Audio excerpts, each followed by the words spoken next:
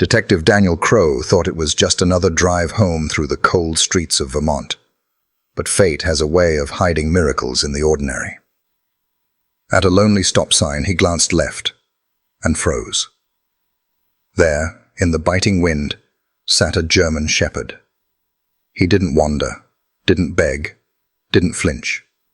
He only stared, unyielding, at a decaying house that looked like it should have collapsed decades ago. Daniel felt the hairs rise on his neck.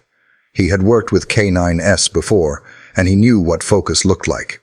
This wasn't chance. This was intent. What lay behind that door? Why did this animal refuse to leave? The answers would drag Daniel into a world of shadows, locked basements, tally marks carved into wood, and voices too soft to be heard. And at the heart of it all was the dog, loyal, relentless, refusing to give up until every secret was dragged into the light. Snow had begun to fall in thick, slanting sheets by the time Detective Daniel Crowe left the courthouse that afternoon. December in Cold Haven was always cruel. Wind scraping off the Montana mountains, biting through layers of wool and leather. He kept one hand tight on the steering wheel, the other resting near the heater vent, soaking up whatever warmth his aging sedan could provide. It had been a long day. Paperwork, testimony, a tedious follow-up on a burglary that went nowhere. After 2 decades on the force, Daniel knew the rhythm of small-town crime, sometimes dangerous, more often wearying. All he wanted now was a hot dinner and the quiet of his cabin on the ridge above town. But the roads of Cold Haven had a way of pulling men off their intended course. A downed tree had closed the main route home, forcing Daniel to take a detour through back streets he hadn't driven in years. Tires hissed over ice. The wipers smacked back and forth, struggling to keep up. And then he missed his turn. The car eased left almost by instinct, down a narrow lane half swallowed by snowbanks. Daniel muttered under his breath, thinking to loop around the block. The houses here were relics, clapboard structures with sagging roofs and windows long blinded by grime. It was the kind of street where even silence seemed to rot. That was when he saw it, a dark shape against the white. At first he thought it was a trick of shadow, maybe a chunk of fallen timber or a mailbox buried in drifts. But as he drew closer, the shape lifted its head, ears pointed like black-tipped arrows. A German shepherd. The dog sat on the curb directly across from a derelict house. Snowflakes clung to its sable coat, melting into streaks of dark wetness. The animal did not move, not even to shake the snow from its back. Its body was rigid, posture deliberate, eyes locked forward. Daniel slowed, tires crunching on ice. His gaze flicked from the dog to the house. 2 stories, clapboard warped and peeling, porch sagging under decades of neglect. The front door leaned crooked on rusted hinges. Every detail screamed abandonment. And yet, the dog's stare refused to waver. He rolled down his window. Cold air slapped his face. "Hey, buddy," Daniel called softly. Nothing, not even a twitch. The dog was statuesque, amber eyes unblinking. For a fleeting second, Daniel felt as though the shepherd wasn't merely watching the house, but guarding it. He shook his head, exhaling into the frosty air. Probably some neighbor's pet, he told himself. Maybe waiting for a kid to come home from sledding. Or maybe a stray, keeping watch over some hidden scrap of food. The traffic light at the corner flicked green. Daniel tapped the gas, forcing himself forward. But the image clung to him. The dog's body still as stone, its gaze locked on something Daniel couldn't see.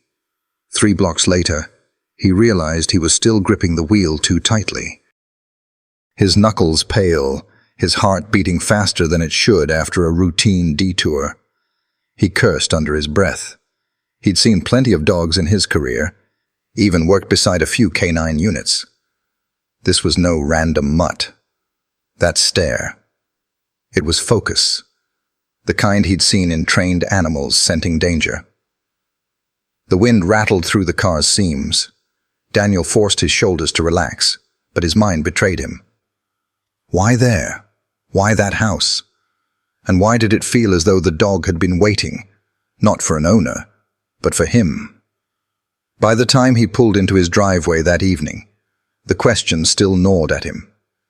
He tried to shake it off, poured himself coffee, lit the stove, sat in the worn leather chair that had molded to his frame over years of long shifts. But every time he closed his eyes, he saw the same tableau. Snow drifting, the ruined house, and the shepherd sitting sentinel before it. Daniel knew himself well enough to recognize when something had sunk its claws in. The job taught him to trust those claws, even when the logic wasn't clear. Especially then. Sleep came late, uneasy, and when dawn broke pale and brittle over the ridges, Daniel already knew what he would do. He would drive the same route again, just to see. The next afternoon, clouds pressed low and heavy as Daniel steered through town. The streets were quiet, children already indoors, the world muted under blankets of snow. He turned left, tires crunching over ice, heart thudding in his chest, with an anticipation he couldn't quite explain. The house waited, and so did the dog. Same spot, same posture, same unblinking stare at the door. Snow had crusted on the railing, icicles hanging like jagged teeth from the roofline. Yet Shadow, though Daniel did not yet know his name, sat unmoved, a living statue in a world of ruin. Something inside Daniel settled, and something else began to stir. A certainty that he was not imagining this, that whatever lived behind those clouded windows was not meant to remain hidden forever. He pulled the car to the curb, letting the engine idle. For a long moment, he simply watched. The dog did not turn to greet him, did not flinch at the crunch of tires on snow. It acknowledged him only with the faintest swivel of an ear, then returned its gaze to the door. Daniel whispered to himself, almost afraid of the sound of his own voice. "What are you trying to show me?" The dog offered no answer, but Daniel knew in his gut he would not be able to ignore this.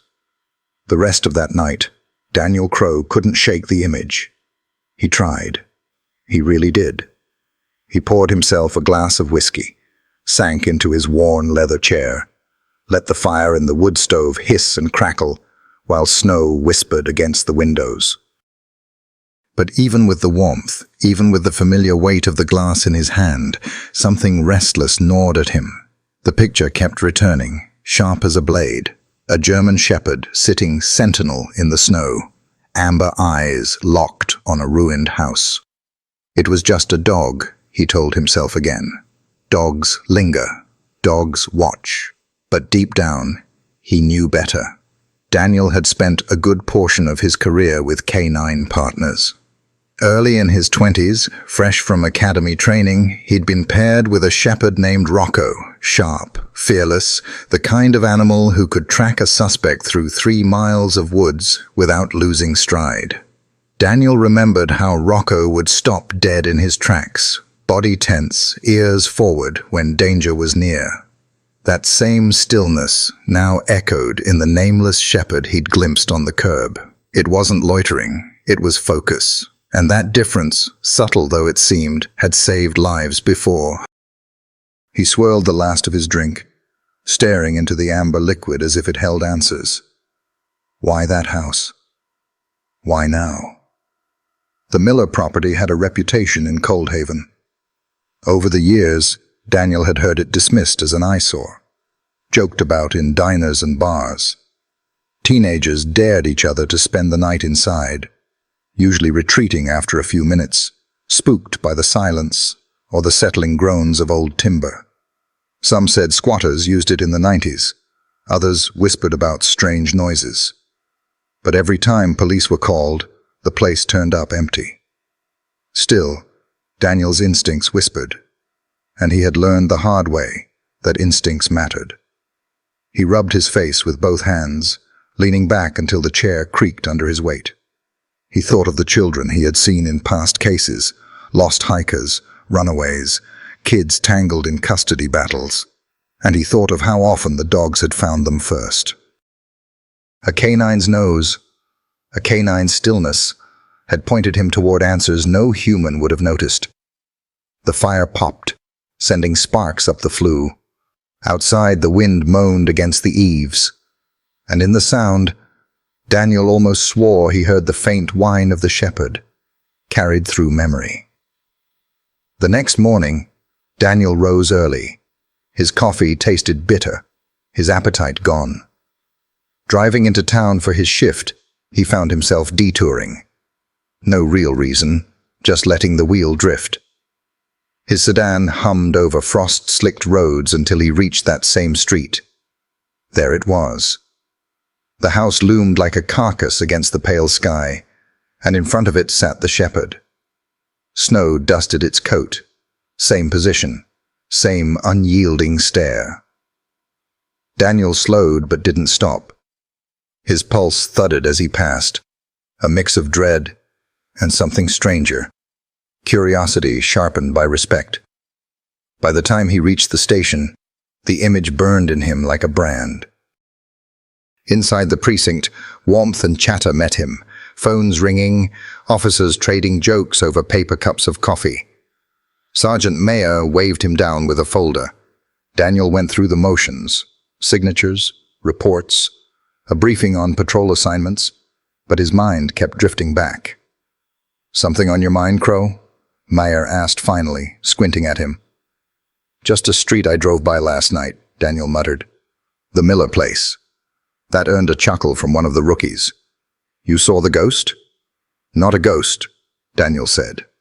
He didn't elaborate. He didn't want to explain that what he'd seen haunted him more than any rumor. On his lunch break, Daniel sat in his cruiser near the river, sandwich untouched. He watched the water move sluggishly under a crust of ice. Thoughts kept circling back to the dog. Dogs didn't wait without reason.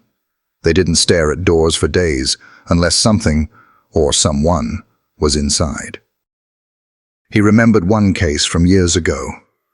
A missing girl found because her family's shepherd refused to leave the tree line, pawing the ground until officers dug there. Daniel pressed his palms against the steering wheel, feeling the old leather beneath his hands. His gut clenched with the same sensation he'd had then, the sharp edge of dread. He thought of calling animal control. Maybe they'd scoop the shepherd up, carry it off to a shelter. Maybe that would settle the unease. But even the idea made his chest tighten. If he did that, if he ignored what the dog was trying to show, what would he be erasing?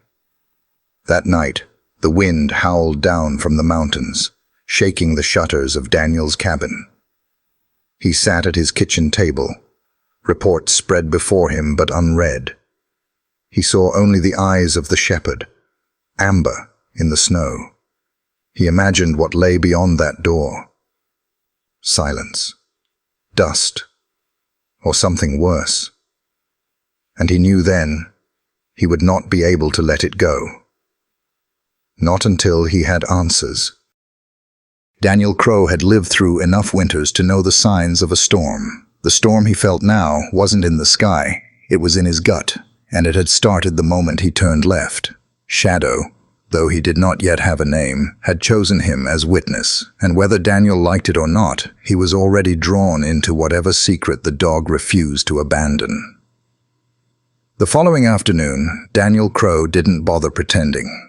He told himself it was just another patrol loop, another way to stretch the tires before heading home. But in truth, he knew exactly where he was going. The unease of the last 48 hours had only sharpened into a kind of necessity, pulling him back to that forgotten street like a current tugging a branch downstream. Snow had thickened overnight. The plows had carved paths down Main, but here the side streets looked half buried, the asphalt showing through in slick black veins. His wipers beat steadily as his sedan crawled between rows of houses that sagged under their own weight. Most porches were deserted, curtains drawn tight against the cold. And then he saw it. The Miller place. The house hunched against the sky, its second-story windows blind with grime, porch railing collapsed like broken ribs. Frost clung to the shingles in jagged patches, and in front of it, again, without fail, sat the shepherd. Daniel slowed, heart thudding harder than he cared to admit. The dog hadn't moved from its vigil. Snow collected on its back, unmelted, as though it had simply surrendered to the storm. The posture was unchanged, body still, ears pricked, eyes locked on the crooked door, as though nothing else in the world mattered. Daniel parked across the street this time. He killed the engine, but left the heater running, reluctant to step into the biting air. For a long moment, he simply watched through the windshield, studying every line of the shepherd's stance. The dog gave no sign of discomfort, no fidgeting, no restless shifting of paws. It was the posture of patience, but not the kind born of idleness. This was vigilance, and Daniel felt it deep in his gut. He thought again of Rocco, the K9 who had once saved his life. He remembered the way Rocco had frozen in an alley years ago, seconds before a man with a knife burst from a side door. If not for that sudden stop, that rigid warning, Daniel would have been cut down before he could draw. Dogs didn't posture like that, without reason. Slowly, Daniel opened his door.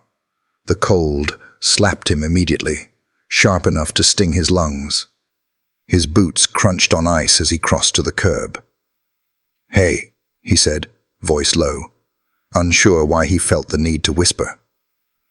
The shepherd's ears twitched at the sound, but it didn't turn. Its gaze remained pinned to the house, unwavering. Daniel crouched slightly, gloved hands on his knees, trying to catch the dog's eye. "You live here?" No response. No shift. Just that steady, terrible focus. He let his eyes travel up to the house itself. Every detail seemed worse from this distance. Paint peeled in ragged strips. A shutter dangled by one hinge, rocking faintly in the wind. The windows were black with years of neglect, their glass warped like cataracts. It should have been just another ruin in a town full of them. And yet Daniel's skin prickled. The silence around the place felt too heavy, as though the house itself was holding its breath. He glanced back at the shepherd. The dog's chest rose and fell slowly, measured. Every few seconds its nostrils flared, catching scents Daniel couldn't hope to understand. Then, as if to confirm his fears, the dog gave a single, soft whine.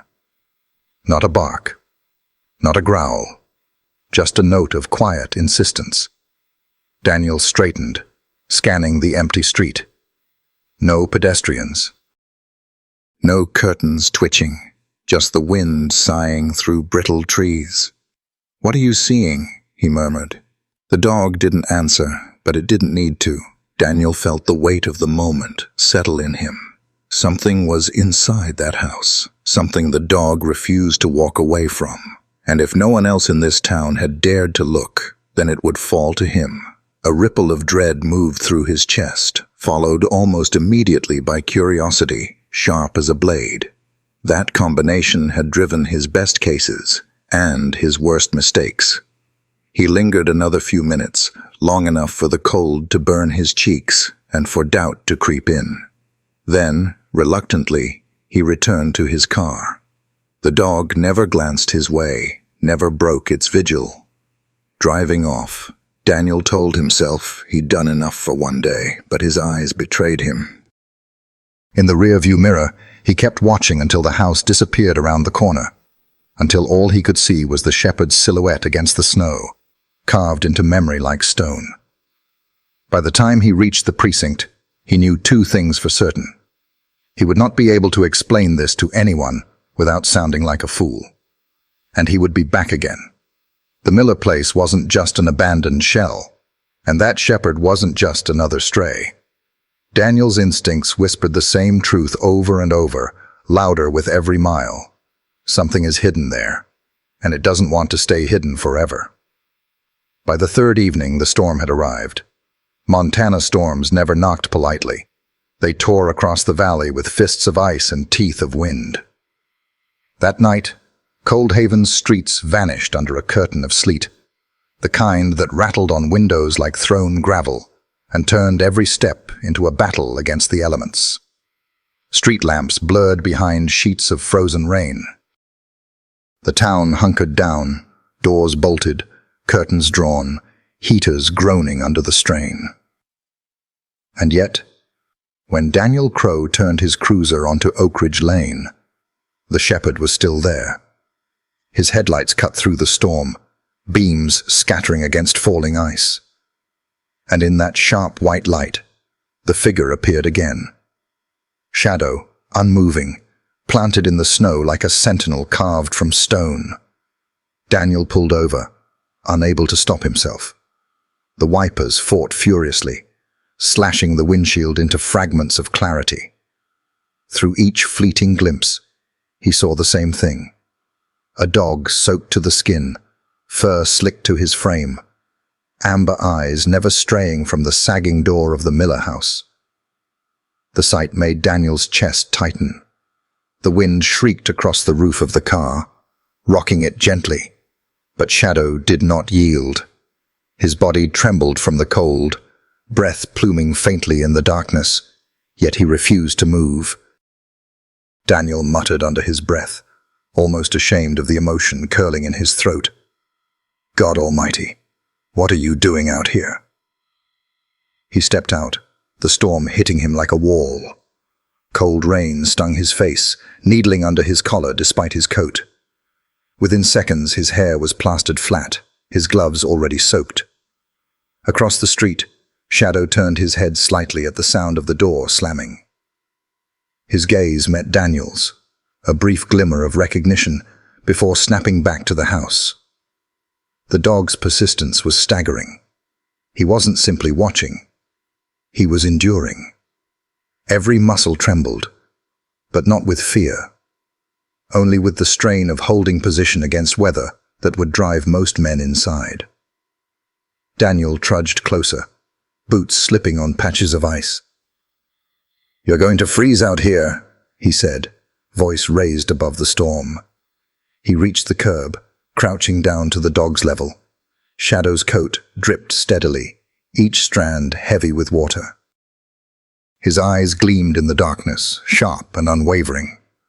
A low whine escaped him, thin but insistent. Then, as if to punctuate the sound, his gaze flicked once more to the door. Daniel followed the look, studying the house. Rain streaked down its siding, paint blistered and curling. The screen door banged softly in the wind, chain hanging by a single screw. Nothing moved inside. No light, no sound, just silence thick enough to unsettle the gut. And yet, the shepherd's stare remained fixed there, as if something vital lay beyond. Daniel crouched longer than he meant to, the storm pressing against his back, soaking him to the bone. But he couldn't bring himself to leave. Not yet. Something about the dog's endurance demanded a witness. He remembered a night years ago, on patrol with Rocco.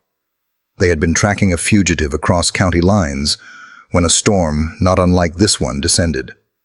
Daniel had been ready to turn back, convinced their quarry had slipped away.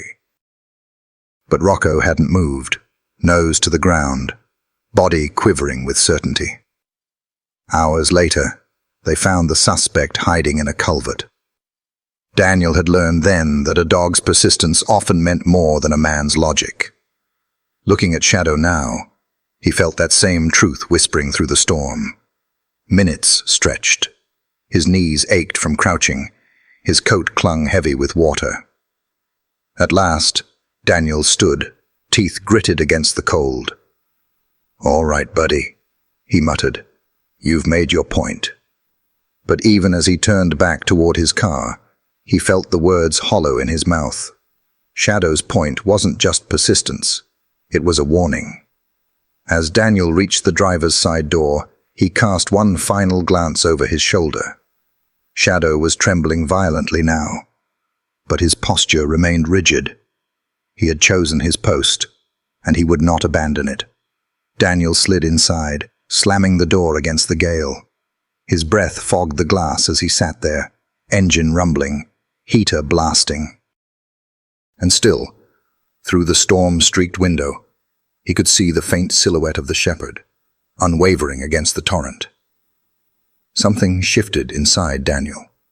He had respected the animal before, but this was different. This was loyalty to an unseen truth, a steadfastness beyond reason. And in that moment, Daniel realized the dog wasn't waiting for an owner. He wasn't waiting at all. He was pointing in the only way he knew how. By the time Daniel reached home, every muscle ached with cold. He peeled off his soaked clothes, lit a fire, and sat hunched on the hearthrug until his skin stopped burning. But warmth couldn't shake the image from his mind. He kept seeing Shadow in the storm, soaked, shivering, eyes like embers in the dark, refusing to yield. And with each memory, the conviction grew sharper.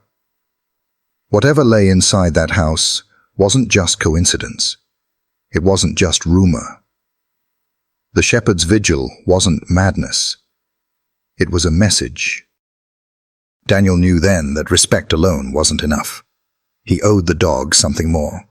He owed him attention. And so, as sleet hammered against the windows and the fire cracked low in the grate, Daniel resolved that he would act. He didn't know how yet, whether through official channels or his own digging, but he would not ignore what the dog was trying to say. Shadow had earned that much. The storm broke overnight, leaving Coldhaven glazed in ice. The morning sun glanced weakly off rooftops, but the light was brittle, pale as old bone. Salt trucks crawled the main streets, scattering grit that crackled beneath tires. People ventured out cautiously, scarves wound to their eyes, breaths clouding in the brittle air. Detective Daniel Crow nursed his second cup of diner coffee that morning, staring out through the fogged window pane at Main Street. He hadn't slept well. Each time he drifted off, he'd seen Shadow again, soaked, trembling, but immovable in the storm. That dog's eyes had followed him even in dreams. He needed answers. And in a town like Coldhaven, answers meant listening to the stories people carried like pocket change. The bell over the diner door jingled, letting in a gust of frigid air and two loggers fresh from the ridge. They stamped their boots and nodded toward Daniel in the corner. He raised a hand in greeting, then signaled to Marla, the waitress who'd been serving coffee here since before his academy days. "Marla," he said, when she poured a refill. "That old Miller place on Oak Ridge. Anyone been around there lately?" Marla's hand stilled. Her eyes flicked up, sharp, despite years of wear. "Why are you asking about that place?" "Drove past it the other night. Looked worse than I remember." He kept his tone casual, though the image gnawed inside him. Marla clicked her tongue softly. "Been empty since the Carter administration. Every now and then kids sneak in, but it never amounts to much. Just broken glass and splinters." She hesitated, then lowered her voice. "Of course you'll hear things. Strange lights, sounds in the night." Daniel leaned back, cup warming his hands. "Sounds?" She glanced over her shoulder, as if to be sure no one was listening. "Crying, some say. Whispers. But you know how this town is. Give us an old house and a windy night, and half of Coldhaven will swear it's haunted." Later that day, at the hardware store, He tried again. Pete Dawson, the owner, was stacking bags of salt when Daniel wandered in. "Morning, Pete," Daniel said. "Cold enough for you?" Pete grunted, wiping his hands on his apron. "Always is." "Hey, question for you.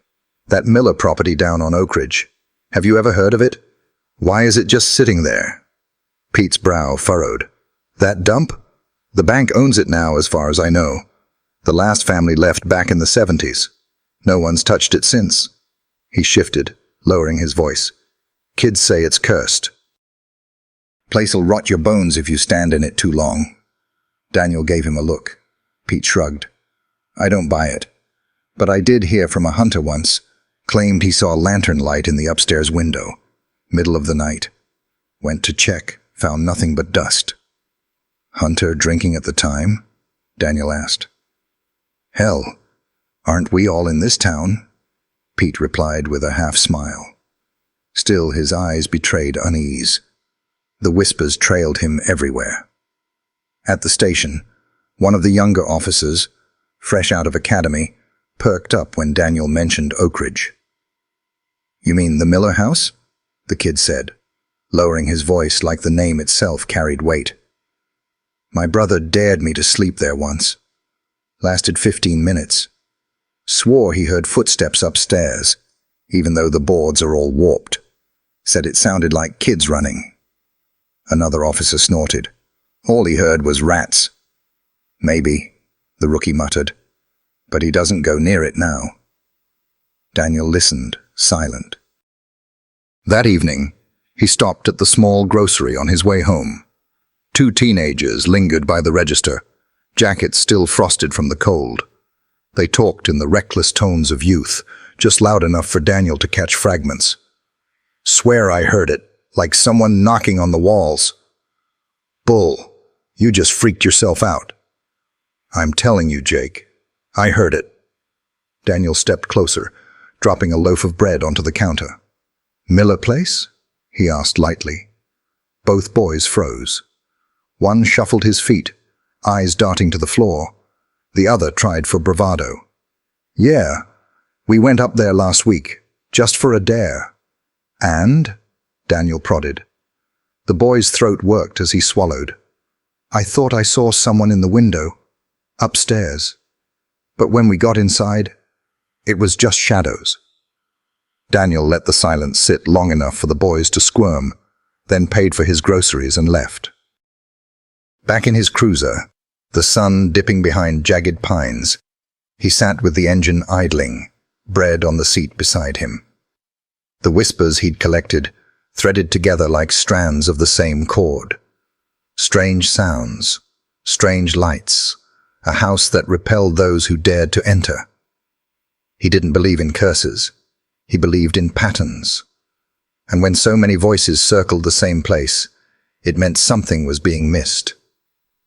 His thoughts drifted to shadow, still likely sitting there now, in the gathering dark. Enduring cold, enduring silence. Waiting. And for the first time, Daniel felt something he hadn't in years. A quiet shiver of dread that slid beneath his ribs and settled deep. Not because of the rumors, but because he knew the dog's focus wasn't meaningless. If the house was a corpse, then Shadow was the crow that refused to leave its grave. Daniel rubbed a hand over his jaw, snow starting to pepper the windshield again. He thought of the children in the stories, daring each other to enter, hearing noises that didn't fit. He thought of the hunters, the officers, the locals, all telling him the same thing in different words.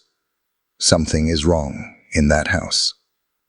And beneath it all was the steady image of the dog, eyes fixed, body unyielding, as if waiting for someone, anyone, to finally listen. Daniel exhaled slowly, his breath misting the glass.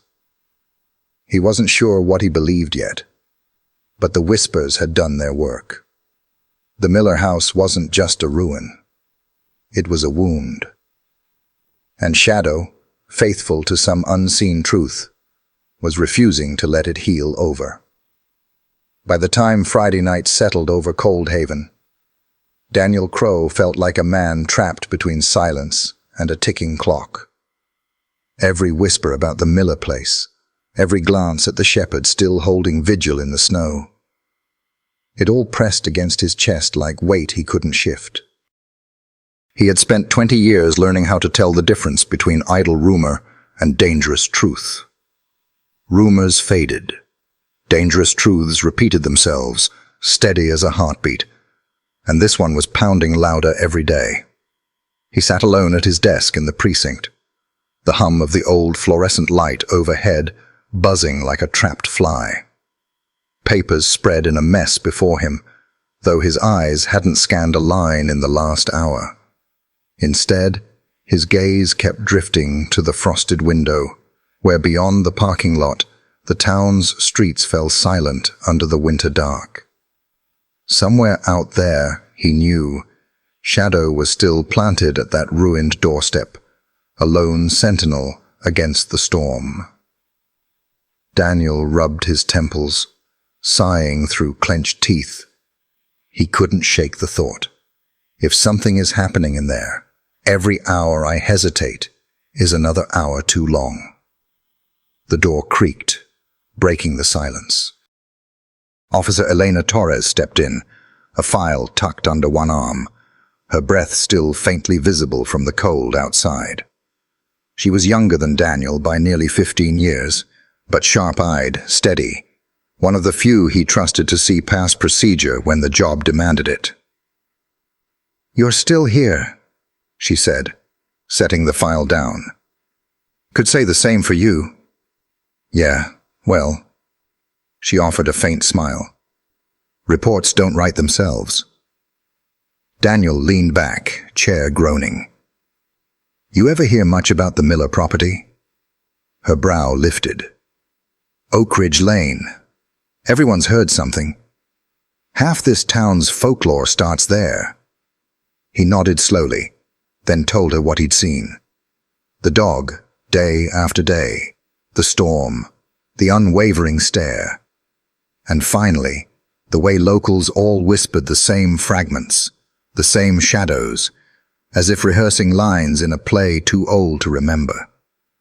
Eleanor listened without interrupting, arms crossed, her expression sharpening with each detail. When he finished, the silence stretched. "Oh, you think the dog's onto something," she said at last. "I know he is." She tilted her head. "That's thin ground to stand on, Daniel. A judge isn't going to grant a warrant because you saw a shepherd sitting in the snow." His jaw tightened. "I've worked with K9s before. That focus, it's not random. He's pointing us towards something inside that house." Her eyes searched his face, weighing his conviction. She didn't laugh, didn't brush it aside. Instead, she pulled out a chair and sat across from him. "Then we do it right. We start building probable cause. History of the property, code enforcement notes, maybe complaints on file. Stack it together until a judge can't ignore it." Daniel exhaled, tension easing slightly. "You'll help?" "Of course." She gave a small shrug. "If that dog's out there freezing his tail off every night, the least we can do is back him up." They spent the next hour combing through county records, the glow of the computer screen washing their faces in pale light.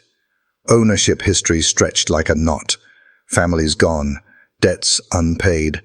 Finally, a shell company listed as the last known owner. No address, no contact.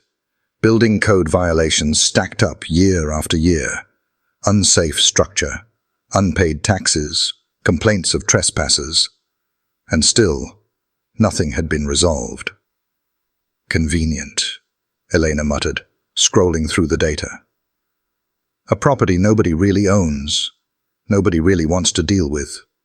Perfect place for someone to hide something." Daniel nodded grimly. "Exactly." She leaned back, stretching her arms. "It's not airtight, but it's something. We could push for a warrant on public safety grounds. Structural hazards, possible trespassing. maybe even suspected illegal occupation.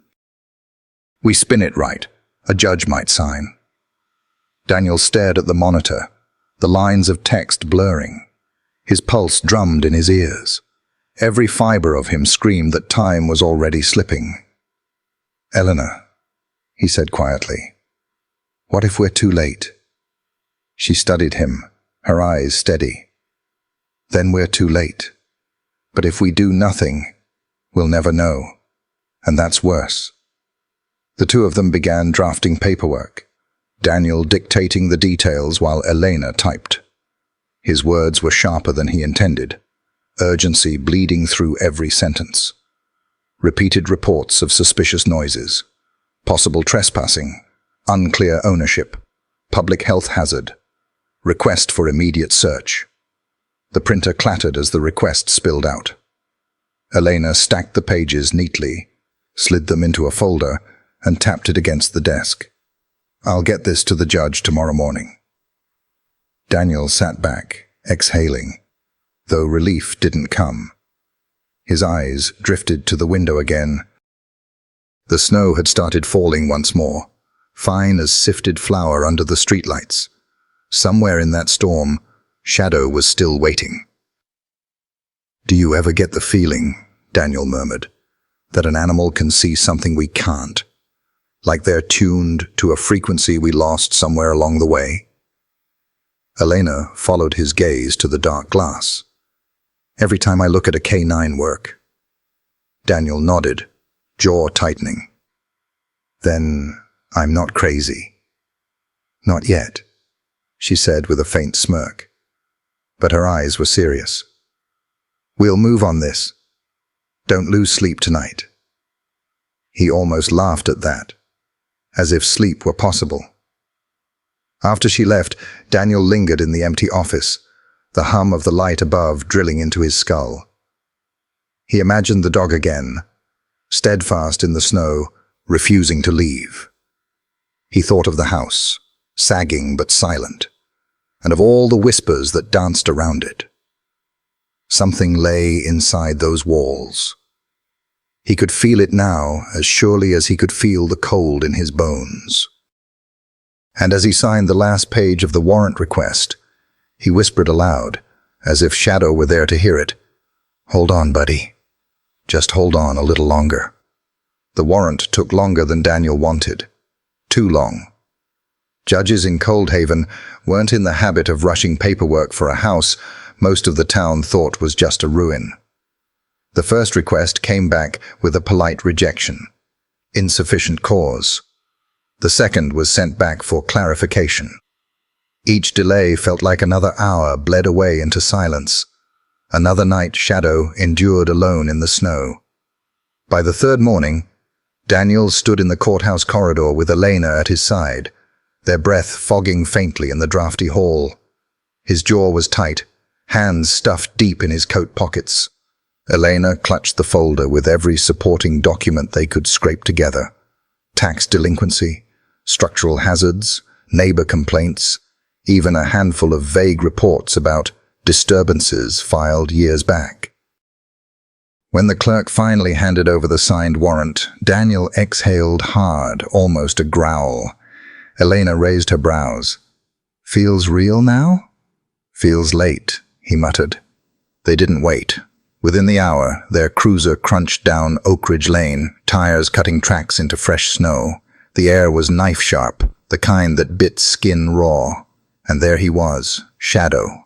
The shepherd was no longer sitting patiently. This time, he was at the rusted gate, front paws braced, body tense like a coiled spring. The instant he saw the cruiser, his ears flicked, but he didn't break his focus. Instead, he let out a sharp, guttural bark that carried through the cold air, raw and urgent. Daniel killed the engine. The silence that followed was thick, broken only by the dog's low growl, rumbling like distant thunder. Elena stepped out first, boots crunching, breath puffing white. "He's ready," she said softly. Daniel moved beside her. The shepherd pawed the gate once, nails scraping against iron, then spun toward the sagging porch. He barked again, short, deliberate. Not a warning, not fear. Command. Now. The urgency in it sent a shiver down Daniel's spine. He'd heard K9S sound off like that before, right before breaking open cases that no one else had been able to crack. They approached slowly. The Miller house loomed darker than ever, its windows like blind eyes clouded over. The front door hung crooked, the screen rattling weakly in the wind. Shadow bounded up the cracked path ahead of them, tail stiff, ears pricked. When he reached the porch, he planted himself squarely before the door and began pawing with deliberate force. His nails clicked against rotted wood, each scrape echoing across the hollow yard. His growl deepened, throat vibrating, eyes locked on the door, as though he could see through it. Elena shot Daniel a look. He's not wasting time. Daniel's hand brushed the folder tucked in his coat. The warrant felt like nothing more than paper against the weight of the moment. He stepped onto the porch, boards creaking under his boots. The smell of rot and damp wood hit him immediately, sharp enough to wrinkle his nose. Shadow whined now, high-pitched, impatient, then barked once, loud and decisive. He pawed again, harder this time, as if to say, "Here. This is where you start." Daniel crouched briefly, scratching the dog's damp fur. "Easy, boy. We hear you." Shadow licked his lips, gaze never leaving the door. Daniel straightened, turning to Elena. "This is it." She nodded once, her hand resting on the grip of her sidearm. "Then let's move." Daniel pulled the pry bar from the kit in their trunk. The metal was icy against his gloves. He wedged it beneath the doorframe, muscles straining as he forced the warped wood to give.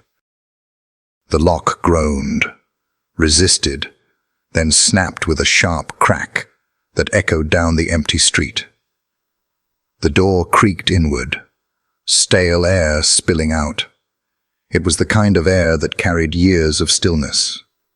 Dust, mildew, and something sour beneath. Shadow surged forward, only to halt at the threshold. His body stiffened, nose working furiously. A low growl built in his chest, vibrating the silence.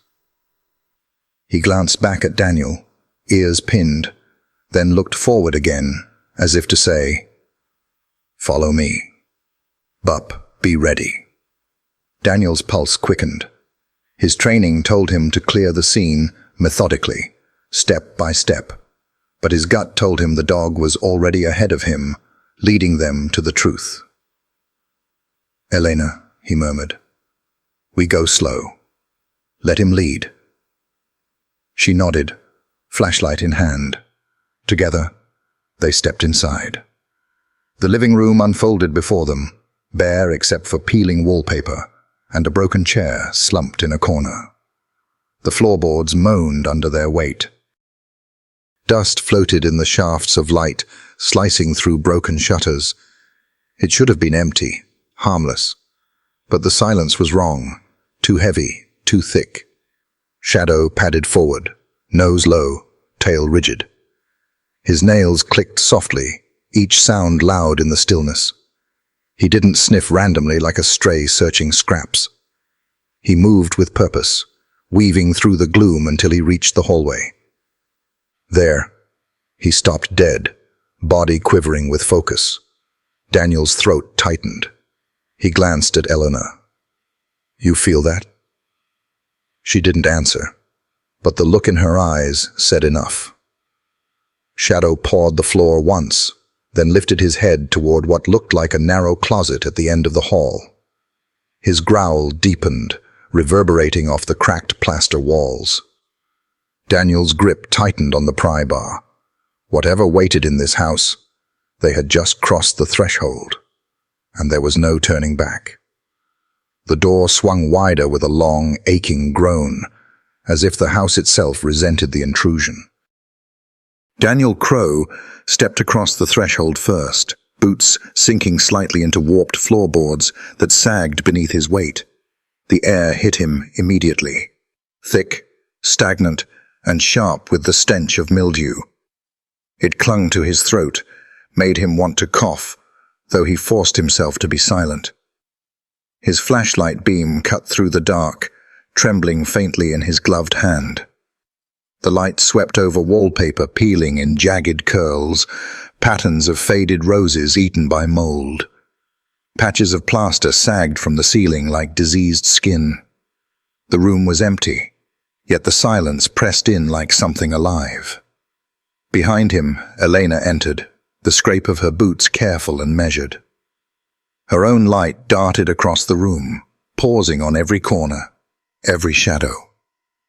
The beams overlapped briefly, throwing their own shapes against the walls, elongated, monstrous, as though the house itself was playing tricks. Shadow padded in just behind them, paws clicking softly. He stopped halfway into the living room, nose lifted, ears stiff. For a long moment he didn't move at all. Then, with deliberate caution, he lowered his head and sniffed the air. A low, throaty growl rippled out of him, vibrating against the stillness. Daniel's shoulders tightened. He trusted that sound more than any equipment in his arsenal. The living room stretched bare. No furniture, no curtains, no remnants of a family that once lived here. Only scraps of debris, an overturned glass bottle, a broken frame on the floor, its picture long rotted to nothing. The wallpaper clung in strips, revealing slats of warped wood beneath.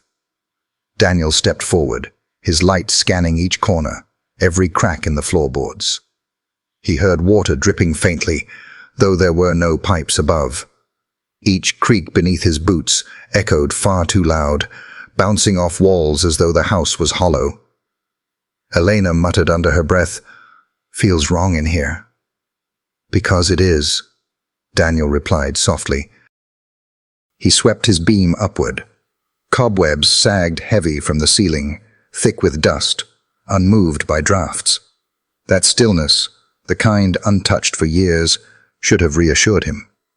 But instead, it felt staged, like a room deliberately left bare to mask what hid beyond. Shadow moved again, slipping past them into the narrow hallway at the back of the living room. His body tensed instantly. He didn't pace or explore. Instead, he froze, head pointed down the corridor like an arrow, tail stiff, muscles coiled. Daniel frowned, lowering his voice. "He won't leave the hallway." Elena stepped beside him, watching the shepherd. "He knows something's there." Shadow pawed the warped floor once, claws scraping wood. Then he lowered his chest closer to the ground, a hunter's posture. His amber eyes never wavered from the dark beyond the hallway, and his growl deepened, low and steady. Daniel felt the hairs on his own arms rise. He swept his flashlight into the hall. The beam revealed cracked plaster, mildew blooming black along the baseboards.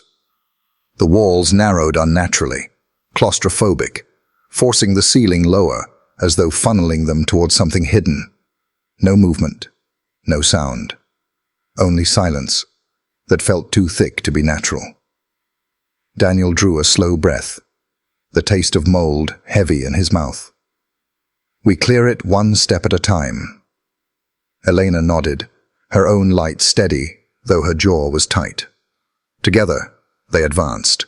Shadow stayed slightly ahead, but never broke his rigid line. His nose worked furiously, pulling in scents invisible to them.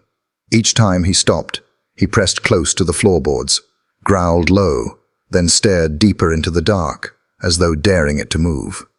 The first door they passed was a kitchen, its walls lined with cabinets swollen from water damage. The smell of rot was thicker here. A rusted sink sat beneath a cracked window.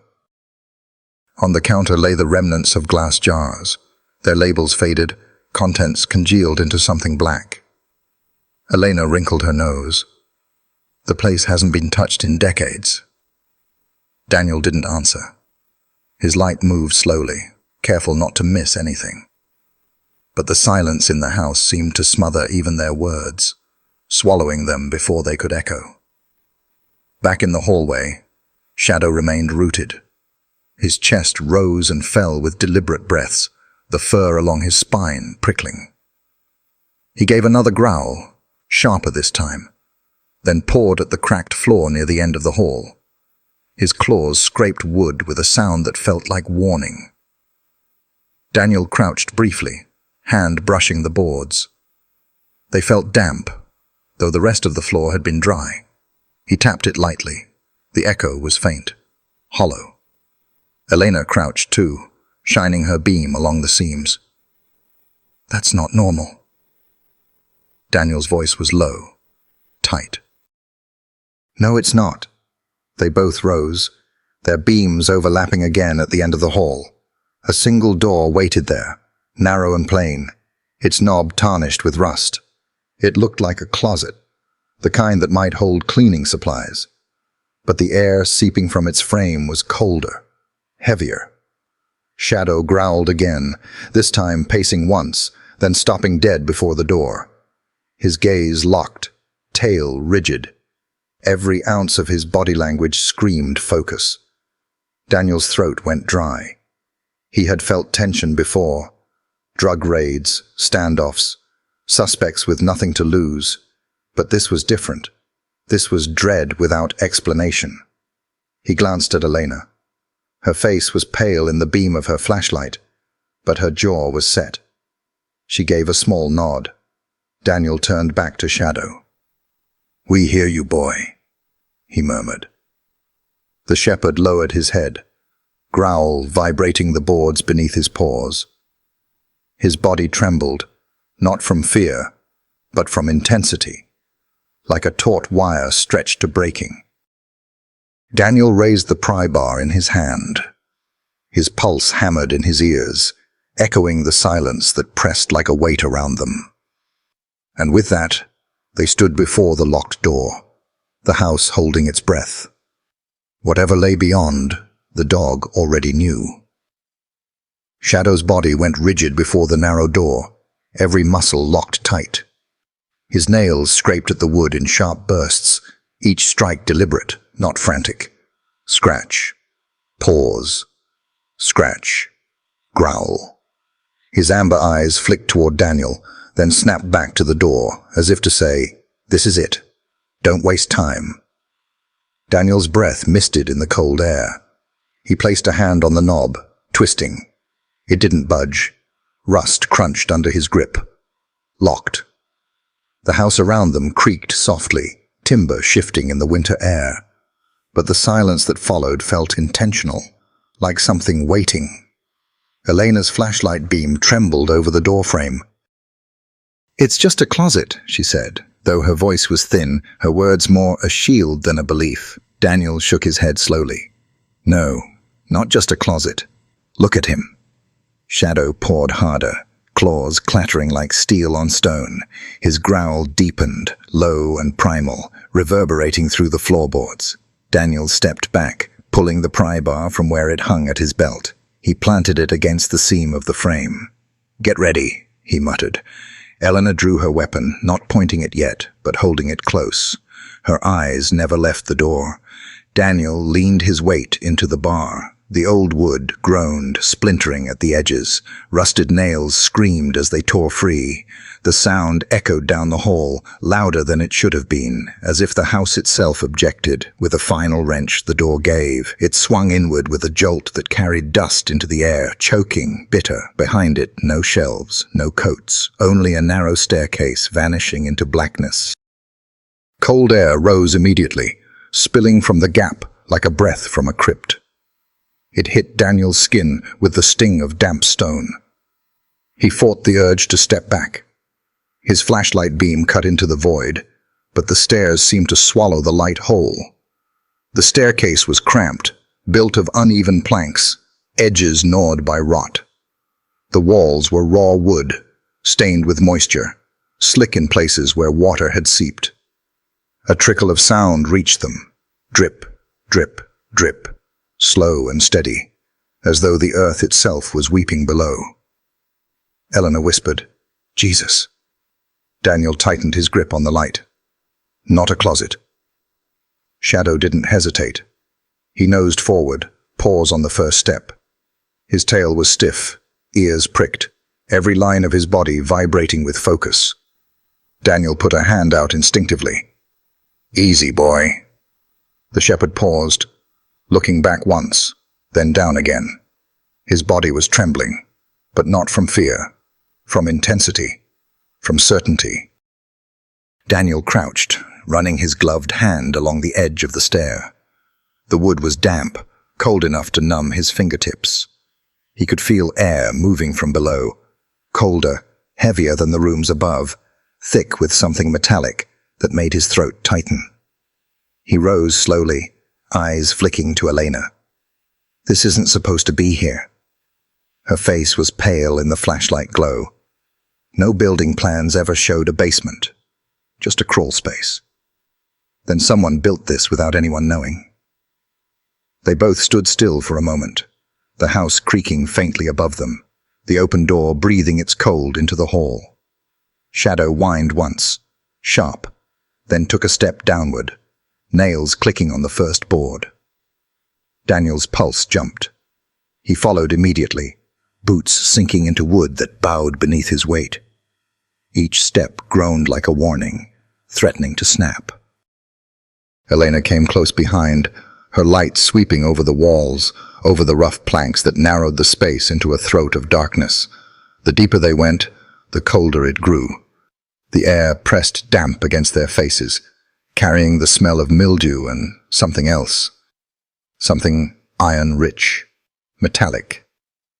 Daniel swallowed hard, his mind trying to pin the scent. He had smelled it before. Blood left too long in the air. The stairs ended in a cramped landing. The beam of Daniel's flashlight swept across a wall of raw concrete, slick with condensation. Another door waited there, this one heavier, metal, bolted shut from their side. Shadow stood before it, head low, ears pricked. His chest expanded with slow, measured breaths, but he didn't bark. He didn't whine. He just stared, waiting. Elena's whisper cracked the silence. "What the hell is this place?" Daniel's throat was dry. His voice came out low, steady, but inside, his pulse hammered. "We're about to find out." He placed his hand against the bolt. It was cold, slick with condensation. For a moment, he imagined the weight of all that silence pressing against the metal, holding back whatever had been hidden here for decades. Behind him, the house moaned in the wind. Ahead of him, the door waited. And between them, Shadow stood like a bridge, amber eyes fixed, his body a taut wire of instinct and warning. Daniel gripped the bolt. He drew a long breath, and the air grew colder still. The first step down groaned like a wounded thing. Daniel felt the vibration through the sole of his boot, a warning tremor that echoed in his chest. The wood was damp beneath his weight, and the smell of mildew deepened with each breath, thick and choking. The narrow stairwell funneled them downward, its walls of raw timber slick with moisture. Elena's light swept past him, its beam cutting into darkness that swallowed more than it revealed. The sound of water dripping grew clearer, steady as a metronome, every drop a reminder of how far below ground they were sinking. Shadow pressed ahead of them, undeterred by the groaning boards. His movements were deliberate, calculated. The shepherd's tail was rigid, his ears pricked forward like antennae tuned to some hidden frequency.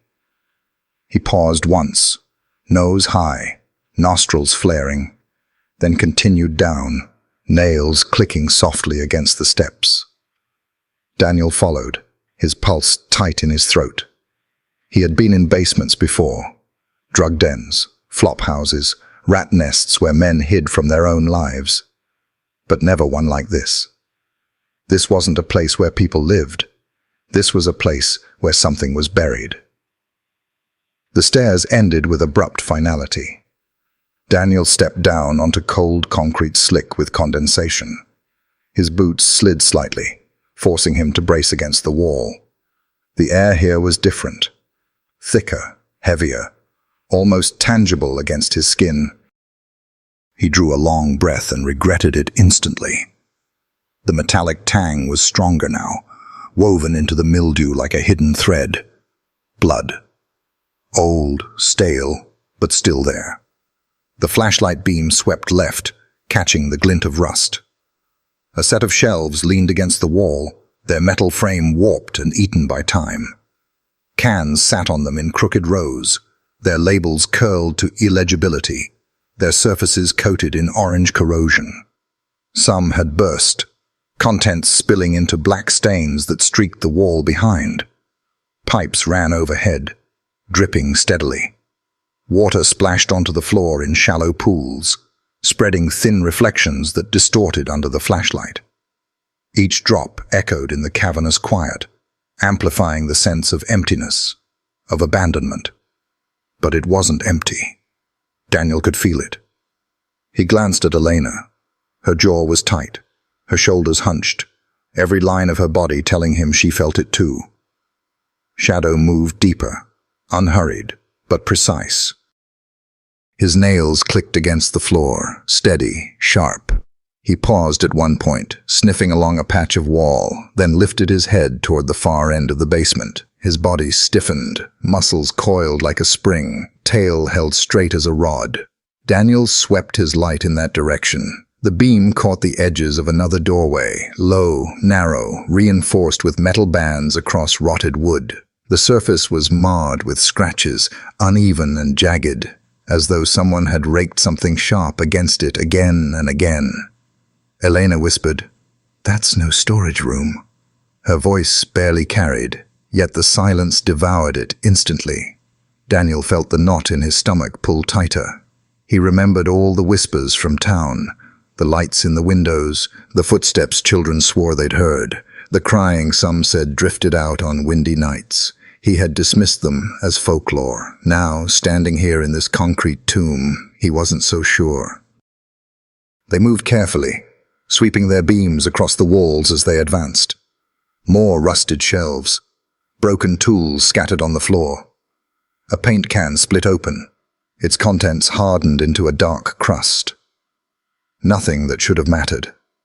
And yet everything felt deliberate, arranged like props in a stage set, designed to distract from what lay behind. Shadow ignored it all.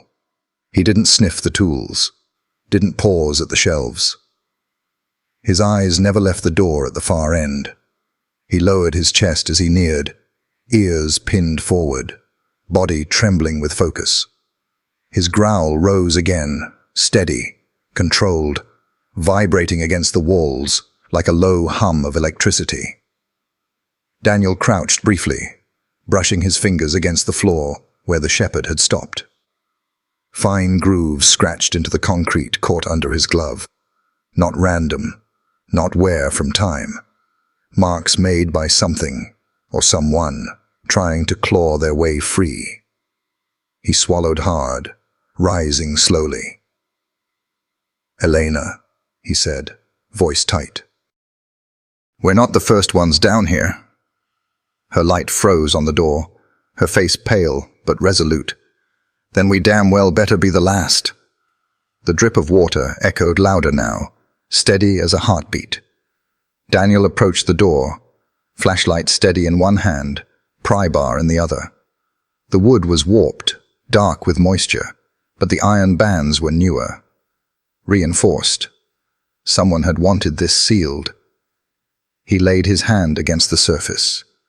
It was cold, far colder than the surrounding air, as though whatever lay behind had leached the warmth from it entirely. Shadow pressed closer, his body angled forward, eyes locked, breathing heavy. He glanced up at Daniel once, then back at the door. The meaning was clear. "Here. This is what I've been waiting for you to see." Daniel's breath came slow, deliberate, clouding faintly in the beam of his light. His instincts screamed caution, but his gut told him there was no turning back. Every step, every scratch, every growl from Shadow had led them here. "Elena," he murmured, "get ready." She raised her weapon, her light fixed firmly on the door. Daniel adjusted his grip on the bar, slid its edge beneath the rusted latch, and pushed. The basement seemed to hold its breath. The groan of metal on metal echoed like a scream, and the cold air spilled stronger, wrapping them in its grip, pulling them deeper into whatever waited below. The farther they pressed into the basement, the more it felt like descending through layers of time, each step peeling back another secret no one had dared to face. Daniel's light swept across rough concrete, damp and sweating. The drip of water echoed behind them, but ahead, silence waited, dense as stone. Then the beam caught it. A door, unlike the others. Steel.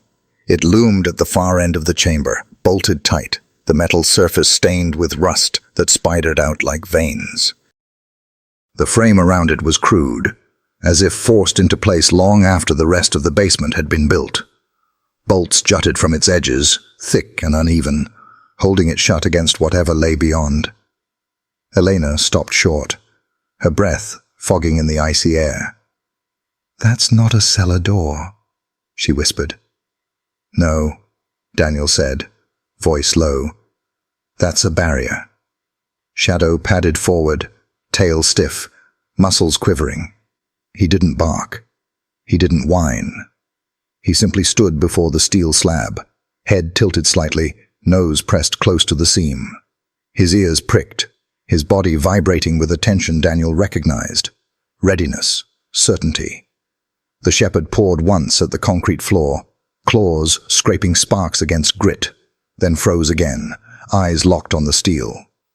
Daniel approached slowly, beam trembling across the door's surface. The closer he came, the more details leapt out. Scratches gouged deep into the metal, clustered around the lower half. They weren't the random marks of corrosion or accidents. They were deliberate. Thin, desperate lines raked into the steel by something sharp, or by fingernails. He knelt, angling the light to trace them. His gut clenched. Amid the chaotic scrolls were straight lines, grouped together in fives. Tallies. Dozens of them, uneven, some carved faintly, others dug so deep the metal bent. Elena saw it too. Her voice shook despite her training. Days. Someone was counting days. Daniel's stomach twisted. Or years. He rose, breath slow, heavy. He'd stood over crime scenes before, seen what human cruelty left behind. But this was different. These marks were not remnants. They were testimony. Shadow growled now, low and steady, pressing his body closer to the door. His tail was rigid, every hair along his spine standing like wire. He glanced back at Daniel once, amber eyes wide, pleading without words. "Open it. Now." Daniel set his jaw, gripping the pry bar. The steel latch securing the door was thick, rusted, but solid. He wedged the bar beneath it, muscles straining. Metal screamed in protest, the sound ricocheting off the concrete walls like an alarm. Elena flinched. "You'll wake the whole damn town with that." "Good," Daniel muttered. "Maybe someone should hear." He pushed harder, teeth gritted, shoulders burning. The bolt groaned, bent, then finally snapped free with a shriek of tortured metal. The echo lingered, bouncing through the chamber, long after the latch clattered to the ground. Silence returned, heavier than before. Daniel pressed his palm against the door. Cold radiated into his glove, a chill that seeped through to bone. He shoved. The hinges groaned, grinding against years of rust. Inch by inch, the steel slab swung inward. A rush of air spilled out. It's still. And fouler. Dust, mildew, and something sharper beneath, like rot hidden too long. They stepped inside. The chamber was larger than any room they had seen yet, stretching farther than the flashlight beams could fully reveal. The ceiling hung low, thick wooden beams blackened with moisture. The walls were raw stone, sweating with condensation. Dust drifted in the air, disturbed by their intrusion, tiny motes swirling like ash. Daniel's beam swept across the walls. His chest tightened instantly. The scratches were everywhere, not just on the door, on every surface. Marks gouged into stone, into wood, crude words half-formed, some unreadable, others clearer. Help. Let me out. Mama. And in places, tallies again, endless tallies. Groupings of 5 carved one after another until the wall was littered with them. A grim calendar etched in desperation. Elena's voice caught in her throat. Dear God. Daniel couldn't answer. His light trembled over the lines, following them until they blurred together, a chaos of survival and suffering etched into every inch. The sheer volume of them made his knees weak. How long? How many? Shadow pressed ahead, his movements slower now. He sniffed the ground, the walls, tail rigid, but ears lowered, in what Daniel recognized as a strange mixture of urgency and mourning. He stopped at one section of the wall, where the tallies were clustered thickest. His nose touched the stone. Then he looked back at Daniel, whining softly. Daniel crouched there, his hand brushing the carvings. The grooves were sharp, fresh compared to others. He closed his eyes briefly, breath heavy. Whoever had been here last had not been gone long. Elena's flashlight swept to the far corner. There, half-collapsed wooden shelves sagged beneath the weight of rusted cans and broken jars. A rust-stained cot leaned against the wall, its mattress gone, springs twisted and bare. She whispered, "This isn't just neglect. Someone used this." Daniel nodded, jaw set. And they meant for no one to know. The silence in the chamber seemed to press against them now, thick with memory. Daniel felt his pulse throb against his throat. The marks on the walls burned into his vision, every line screaming the same truth.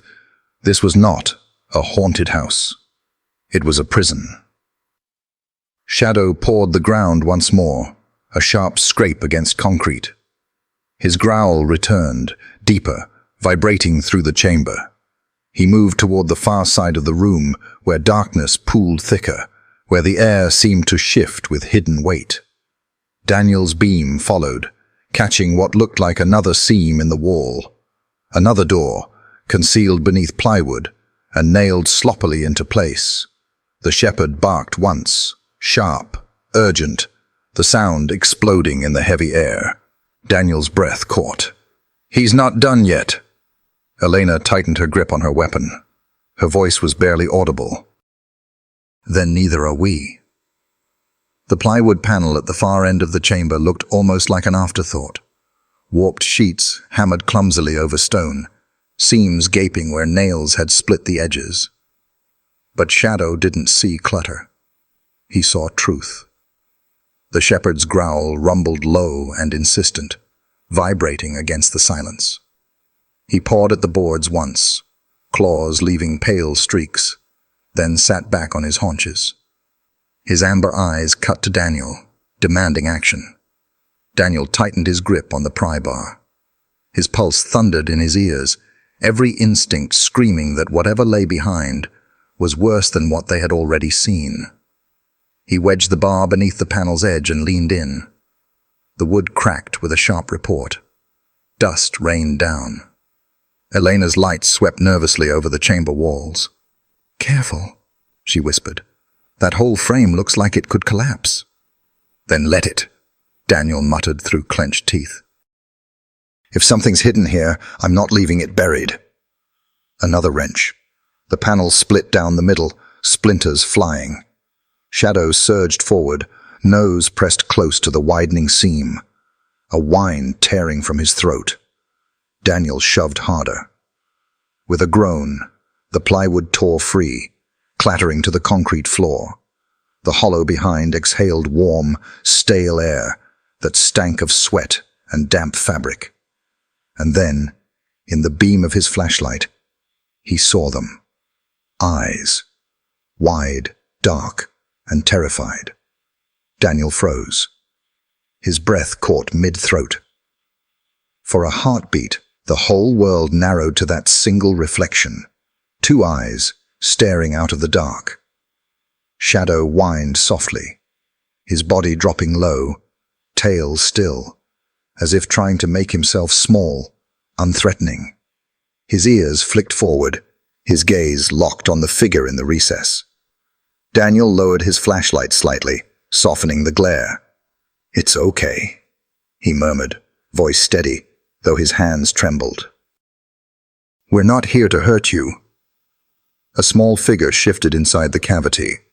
A boy, 8, maybe 9, crouched low against the stone, arms wrapped tight around his knees. His hair was tangled, his clothes thin and torn, as though he had been down here for weeks. The child's lips moved, but no sound came at first. Only when Daniel crouched closer, ears straining, did the whisper reach him. "There's more." The words were so faint, Daniel thought he imagined them. He leaned closer, heart pounding. "What did you say?" The boy blinked, tears tracking lines through dust on his cheeks. His voice came again, cracked, barely audible. "There's more." Daniel's stomach dropped. The air in the chamber seemed to thicken, pressing against his lungs. Behind him, Eleanor's light shook faintly in her grip. "My God," she whispered. "There are more." The boy flinched at her voice, shrinking deeper into the cavity. Shadow moved closer, lowering himself onto his belly, crawling the last foot until his head was level with the boy's. The shepherd gave a soft, careful whine, tail thumping once against the floor in slow reassurance. The child's trembling hand lifted hesitantly. Fingers brushed the dog's fur. For the first time, his eyes softened, the terror in them easing by a fraction. Daniel swallowed hard, emotion burning his throat. "You're safe now," he said gently. "But I need you to show us. Where are the others?" The boy's gaze darted toward the far wall, then back to Shadow, as if trusting the dog more than the men. His lips pressed tight. He didn't speak again, but his meaning was clear. Daniel extended his hand slowly. "Let me help you out of there." The boy hesitated, then reached. His fingers were icy, his grip weak. Daniel steadied him, pulling him gently into the chamber. The child's legs shook so badly he could barely stand, so Daniel guided him down onto the cold floor. Elena knelt beside them, her voice soft, careful. "We'll get you warm. We'll get you safe. But we need to know where the others are." The boy didn't answer.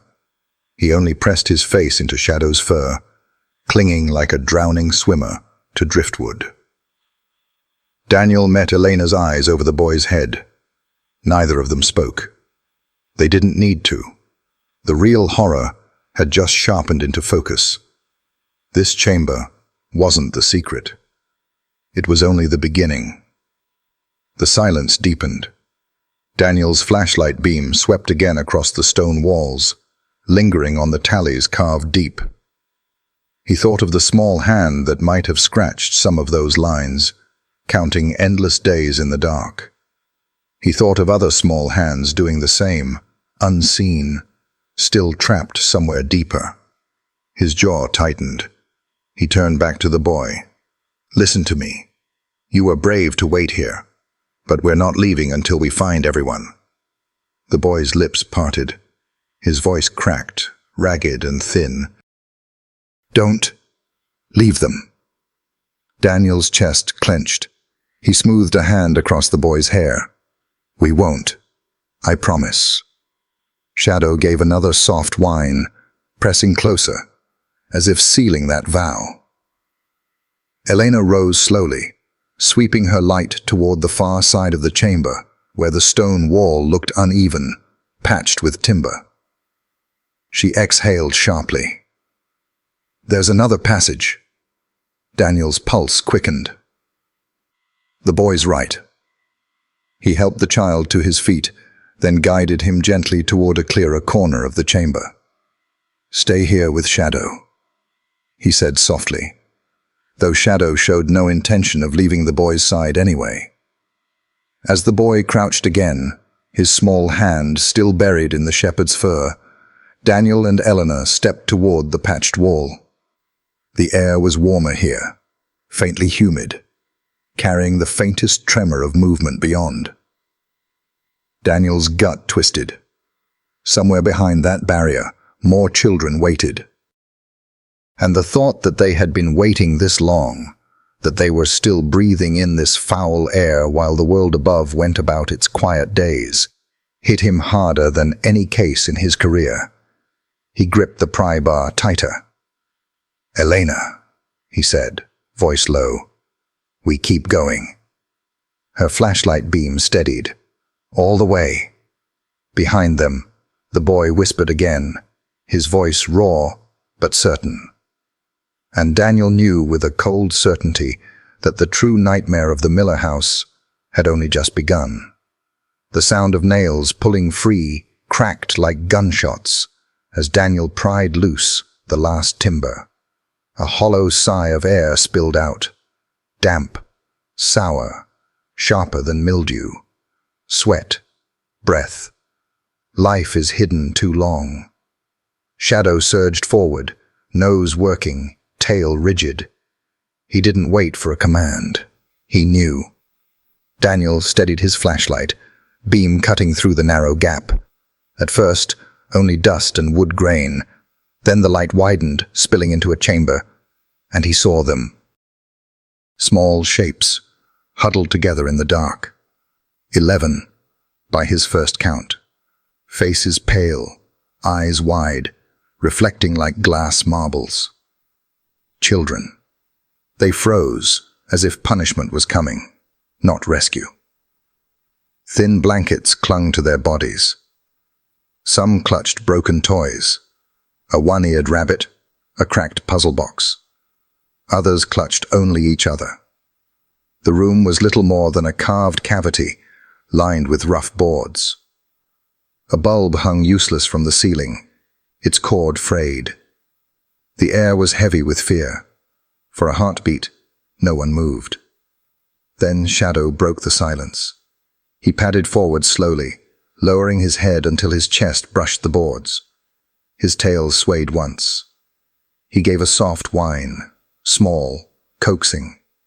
A girl no older than 6 peeked out, hair matted, face streaked. Inch by inch, she crept forward. Shadow stopped, waiting. She touched his fur. His tail thumped once, steady. Her lips curved faintly into a smile. The others stirred. Daniel's throat tightened. "It's okay. You're safe now." "We're the police. We came for you." A boy gripping a frayed baseball cap shook his head. "No one comes." Daniel crouched, lowering his light. "We're here. We're not leaving you behind." But their eyes weren't on him or Elena. They waited for Shadow. The shepherd moved from bunk to bunk, brushing small hands with his nose. Each child steadied under his touch. Elena whispered, awed, "He's breaking through where we can't." Daniel nodded, voice rough. "Because they trust what doesn't lie." One by one, they edged closer, orbiting around Shadow. A boy of 10 whispered, "You found us." "Yeah, buddy," Daniel said softly. "We found you." The boy shook his head, eyes flicking to the far wall. "Not all." The words sliced through Daniel. The warning echoed in his head. "There are more." He forced his focus back to the 11 before him. "We're taking you out. You don't have to stay in the dark." The children's gazes shifted again to Shadow. The shepherd sat, tail thumping once, gaze calm. It was enough. The girl with the rabbit stood first, pressing her face into his neck.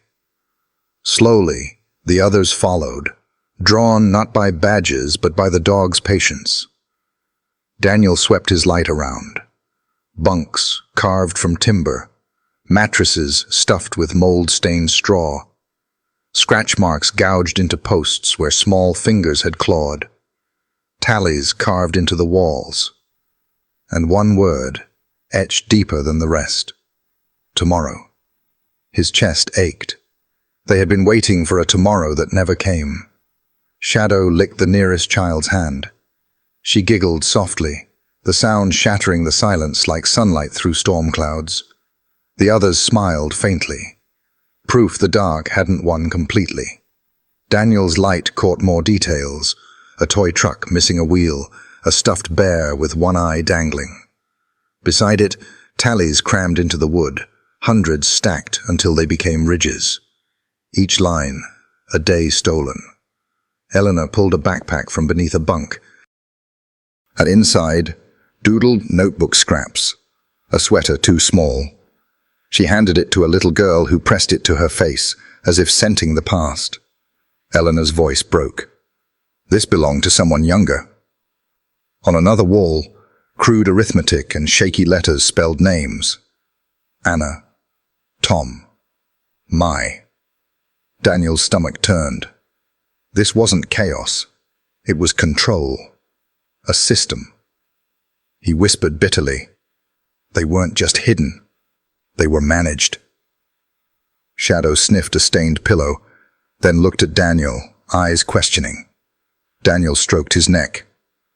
I don't know how anyone lets this happen. A tiny boy reached from under a blanket, offering a crayon stub. He pointed to crude drawings, suns, houses, stick figures. Innocence scrawled on prison walls. Daniel's throat closed. You kept hope alive, he whispered. Elena rose. We need to get them upstairs. Light, doctors, air. Daniel nodded, though his gaze lingered on every mark and toy. This isn't just evidence, it's testimony. We'll remember every piece. Shadow stiffened, ears pricking toward the far wall. A growl rolled from his chest.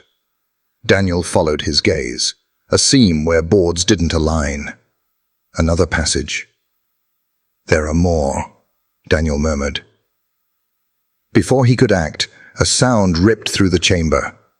Metal groaned, then slam. A door shutting hard, deep in the labyrinth. The floor shuddered. Every child froze. Elena's light jerked toward the corridor. Her jaw clenched. We're not alone. Daniel's gut iced. Shadow stood rigid, growl sharp now, certain. The captor was still here. Daniel moved between children and Hall. Eleanor, get them out, now. She shook her head. I'm not leaving you. You are. They can't wait. Get them safe. That's my priority. Her eyes flicked to the trembling children. One girl clutched her rabbit. A boy clung to Shadow. Elena swallowed hard, then nodded. And you? She asked. Daniel adjusted his grip on the pry bar. Me and Shadow keep going. Shadow barked once, the sound detonating in the chamber, not for the children, but for Daniel. I'm ready. Daniel crouched, hand pressed to his partner's neck. We finish this together. Elena gathered the children. Stay close, hands on each other. Hesitant steps began. When the girl with the rabbit faltered, Daniel whispered, I'll come, I promise. Shadow nudged her forward gently, sealing the promise. Their line disappeared into the stairwell, footsteps fading. The chamber fell silent, no longer filled with whispers, only Daniel, the dog, and the dark. The corridor ahead yawned like a throat. Daniel's beam swept across gouged walls, fresh scratches, violent, as though someone had been dragged recently. Shadow surged forward, then froze, hackles bristling. His growl was low, steady. They were close. At the end of the hall, a heavy steel door stood ajar. The slam had been near. Someone had passed through. Daniel thought of the boy's warning, of the names carved into wood, of the trust in the children's eyes. Returning empty-handed wasn't an option.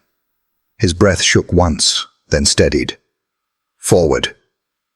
Shadow leapt ahead, nails sparking against stone, and behind them, deep in the maze of the Miller house, the captor lingered like a shadow, waiting to strike. The corridor swallowed them whole. Daniel's boots sank into the dirt floor, uneven and treacherous, while overhead, crooked beams groaned under the house's weight, like ribs creaking in an old chest. Each sound threatened collapse. His flashlight carved a thin blade of light through the damp dark. Dust floated in its beam, glittering for a heartbeat before dissolving. Shadow pressed ahead, nose skimming the earth, tail rigid. His nails clicked against stray patches of stone, steady and sure. The deeper they went, the heavier the air. Sweat, acrid. Rust, metallic. And beneath it all, something cloying, unmistakable. Dried blood on old iron. The passage twisted left, then right, endless and suffocating. In some sections, steel sheets had been crudely welded into place, sweating with condensation. Daniel touched one. The chill bit through his glove. This place wasn't built to protect. It was built to conceal, to cage. Shadow growled low, the sound echoing against steel. His amber eyes flashed back at Daniel before he surged forward. The corridor narrowed, pressing Daniel's shoulders against earth and timber. His breath fogged in the beam of his light. Claustrophobia swelled thick as the stale air. Scratches appeared on the beams, at first scattered, then clustered. Tally marks, names, initials carved with desperate hands. One word repeated again and again, gouged deep into splintered wood. Day. They were marking time, Daniel whispered. Shadow pressed his nose to the word, then looked back as if urging him onward. Doors appeared sporadically now. Heavy steel slabs bolted tight. Daniel tried one, unmoving. He forced himself to walk past, though his stomach twisted at what they might hide. The smell thickened, metallic and fresh. They weren't far. A sound scraped ahead. Shadow froze, rigid. A growl rumbled in his chest. They weren't alone. At the corridor's end stood another door, steel and wide, braced with a horizontal bar. Shadow lunged, barking once. Sharp, urgent. The sound ricocheted through the tunnel like a dozen dogs at his side. Daniel pressed his palm to the door. Warm. Recently touched. "This is it, partner," he murmured. Shadow's tail flicked once. His nose pressed the seam. A soft bark followed, restrained. They're close. Daniel steadied his breath, pry bar in hand, ears sharp to the silence, now heavy with unseen eyes. He crouched, pressing his hand to Shadow's back. "We open it together." The hinges shrieked as he forced the door wide. Shadow shot forward, growl reverberating against steel. Daniel's light swept the chamber, empty at first, until a figure bolted from the shadows. A wiry man in his 40s, grime smeared across his face, eyes wild. He sprinted down a side corridor. "Police! Stop!" Daniel's voice cracked through the tunnels. Shadow didn't wait. He launched after him, claws sparking off buried shards. His bark thundered, commanding. The fugitive zigzagged, darting into an alcove, but Shadow anticipated, muscles coiled, and struck. The impact flattened them both. Teeth clamped the man's forearm, not savage, but unyielding. Perfect apprehension. The fugitive screamed, thrashing. Shadow pinned him, weight steady as iron. Daniel dropped beside them, cuffs snapping into place. The metallic click sounded like salvation.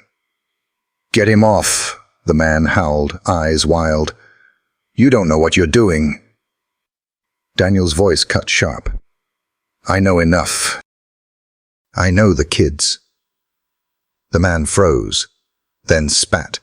"They're mine!" Shadow growled deeper, silencing him.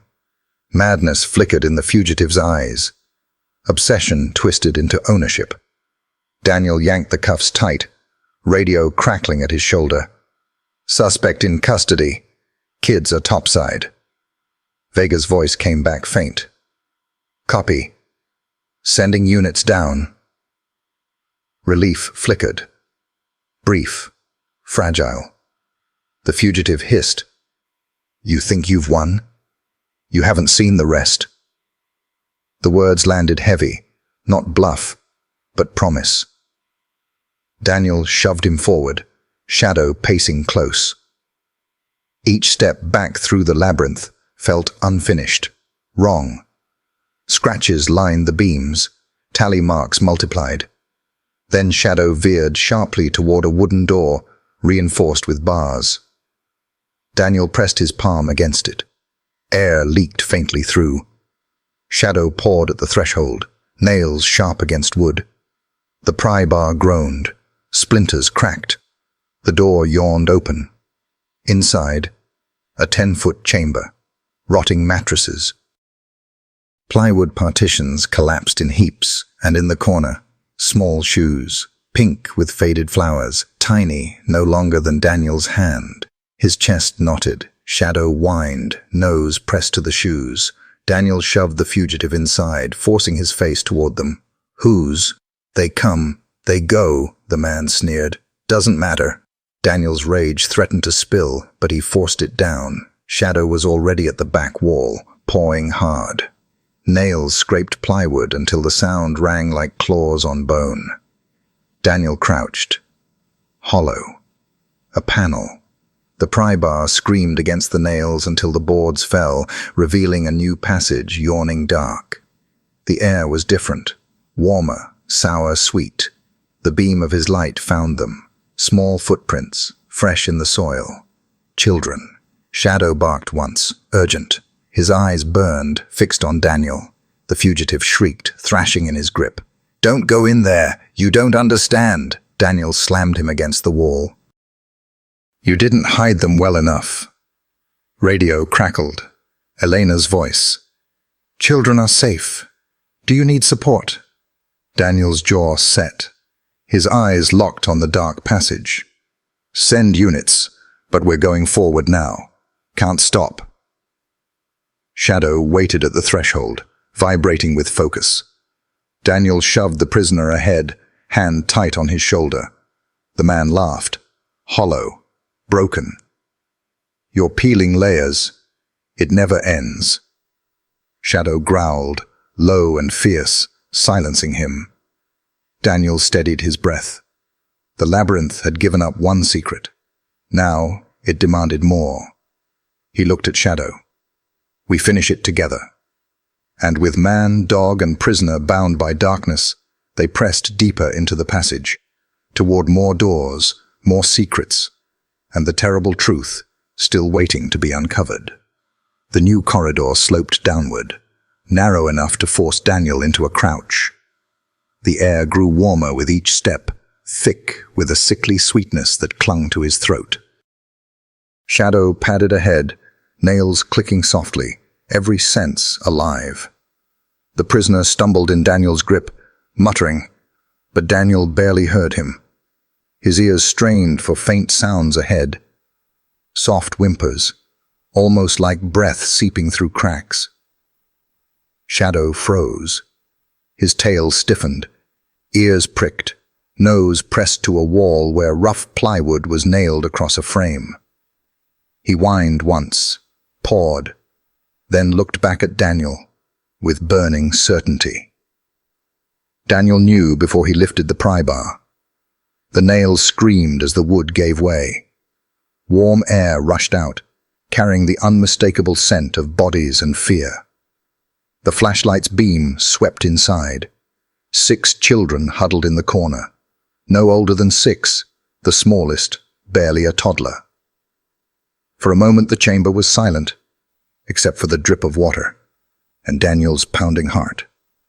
A girl clutched a doll with no arms. A boy buried his face in a chewed stuffed bear. Their wide, glassy eyes reflected the light like mirrors. Daniel lowered the beam, crouching low. His voice trembled. "It's okay. You're safe now. We're the police." The children didn't move. Shadow crept forward slowly, lowering his body so he wasn't towering over them. His tail wagged once, deliberate. A soft whine escaped his throat, the kind Daniel had only heard him use with children. A boy reached out, hesitant. His tiny hand brushed Shadow's fur. The shepherd leaned gently into the touch. The spell broke. The boy sobbed. The others followed. Whimpers, cries muffled into toys, tears streaking dirt-stained cheeks. Daniel's chest constricted. He keyed his radio. "Elena, we've got 6 more. Need blankets and medics now." Her reply was immediate, breathless. "On my way." Minutes later, Elena arrived, flashlight beam trembling. She froze at the sight, breath catching. "Dear God." She dropped to her knees, her voice steady. "Sweethearts, I'm Elena. We'll take you someplace safe, I promise." She wrapped blankets over narrow shoulders, stroked hair back from frightened faces. One little girl lifted her arms, stuffed rabbit dangling. Elena scooped her close, rocking her gently. "You're safe now, baby. You're safe." From the wall, the prisoner laughed. "You can't save them all. Some are too far gone." Daniel slammed him against the wall, voice raw. "You lost the right to speak." Shadow growled in agreement, teeth bared. The smirk faltered. Silence returned. Elena guided the children out, the older ones clutching the hands of the younger. Shadow wove among them like a sentinel, steadying their fragile steps. Daniel followed until the last child disappeared into the corridor. Then he lingered. His light swept the room. Tally marks scratched low on the walls, blankets laid like nests, crude stick-figure drawings of a sun and people holding hands. A nursery turned into a prison. His jaw tightened as he turned away.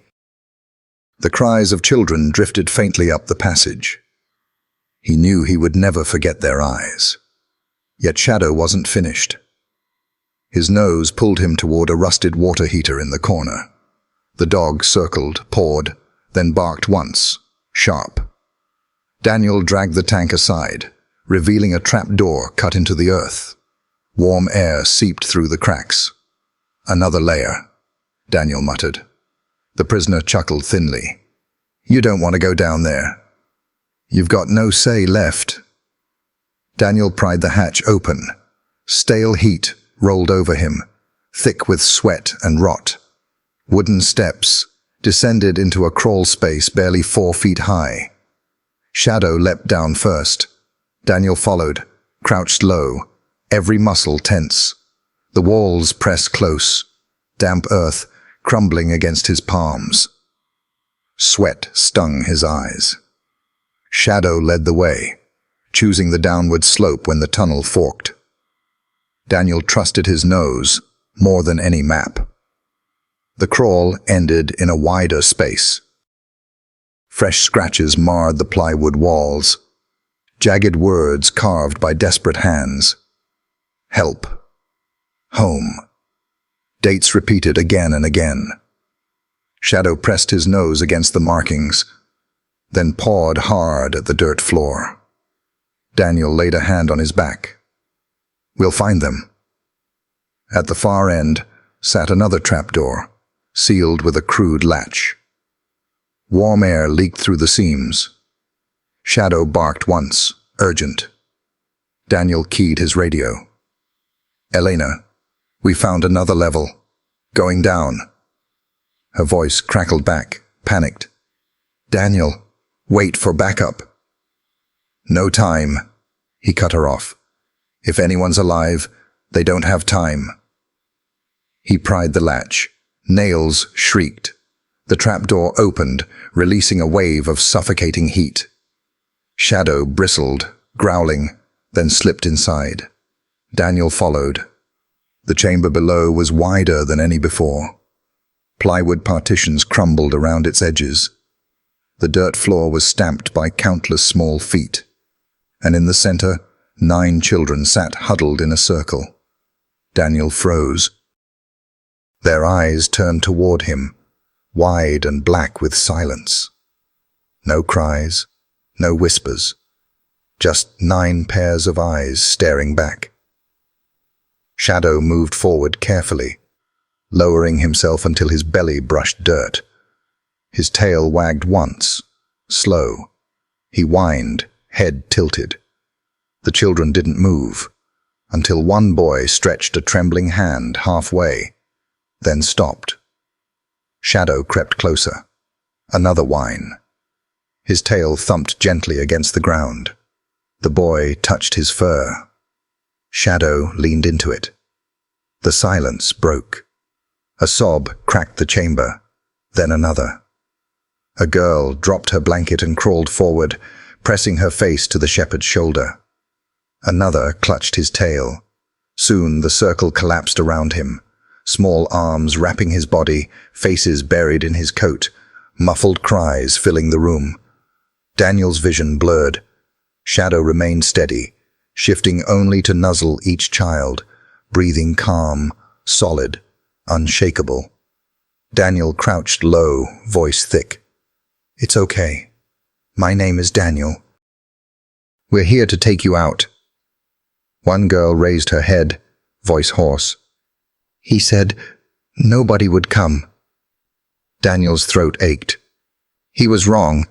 We're here, and we're not leaving without you." The girl's lips trembled into the faintest smile.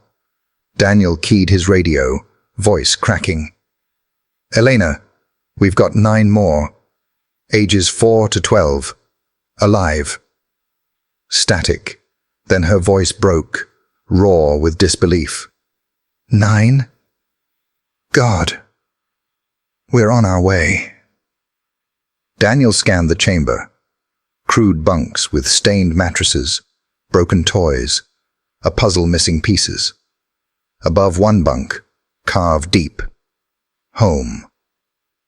He whispered to them, "We'll get you out. You'll see the sun again." The boy with the toy car nodded once, clutching it tighter. Moments later, Elena appeared, flashlight beam trembling. She gasped, hand to her mouth. Then she rushed forward with blankets and water, her voice soothing, her hands steady.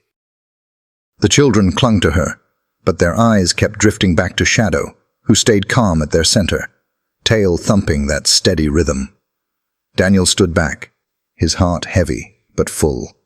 The nightmare wasn't over. Trials, healing, truth, all lay ahead. But here, in this cavern, hope had taken its first breath. The first breath of night air hit Daniel like a wave, sharp, frozen, clean. After the suffocating tunnels, the cold was almost violent, but he welcomed it. The children did too. One by one they emerged from the basement stairwell, thin bodies swallowed in heavy blankets. Emergency lights washed their faces in alternating fire and ice. Some flinched at the brightness, blinking rapidly, while others lifted their faces toward the sky, relearning what freedom tasted like. Police cruisers lined the street. Ambulances idled. Medics kneeling to check pulses, tuck children onto stretchers, press water bottles into shaking hands. Beyond the tape, neighbors gathered in silence, their breath fogging in the December air. Daniel stepped out last, Shadow at his side. For a moment he paused, fixing the scene in memory. Eleanor guiding a girl into a medic's arms. Vega crouched beside 2 brothers, gripping each other's hands. The mayor pale behind the tape, lips pressed tight. And the children, 23 of them, carried out of darkness into strobing light. Shadow padded forward, tail low, eyes following the children. The youngest reached for him, hands tangling in his fur. He let them, steady as a stone, his warmth an anchor they clung to. Daniel crouched, murmuring, "Good boy. You brought them home." Shadow's amber eyes flicked toward him, then back to the children, as if answering, "Not until they're safe." Paramedics moved quickly. "Check for dehydration. This one first. Bruising on the ribs. Blankets tightened. IVs prepared." Stuffed animals from emergency kits were pressed into arms that trembled less once they held something soft. Daniel's gaze fixed on one boy clutching a stuffed bear, his lips moving soundlessly, counting, maybe praying. Daniel's chest tightened. These weren't numbers, they were lives. Neighbors murmured now, "I thought that place was empty. How could this go on under us?" Some wept openly. Others stood stiff, guilt heavy on their faces. Daniel knew that weight. They would all carry it. But tonight was about survival, not blame. Vega crossed the lawn, voice steady but eyes glassy. "All accounted for. 23. Daniel nodded, the number heavy but whole.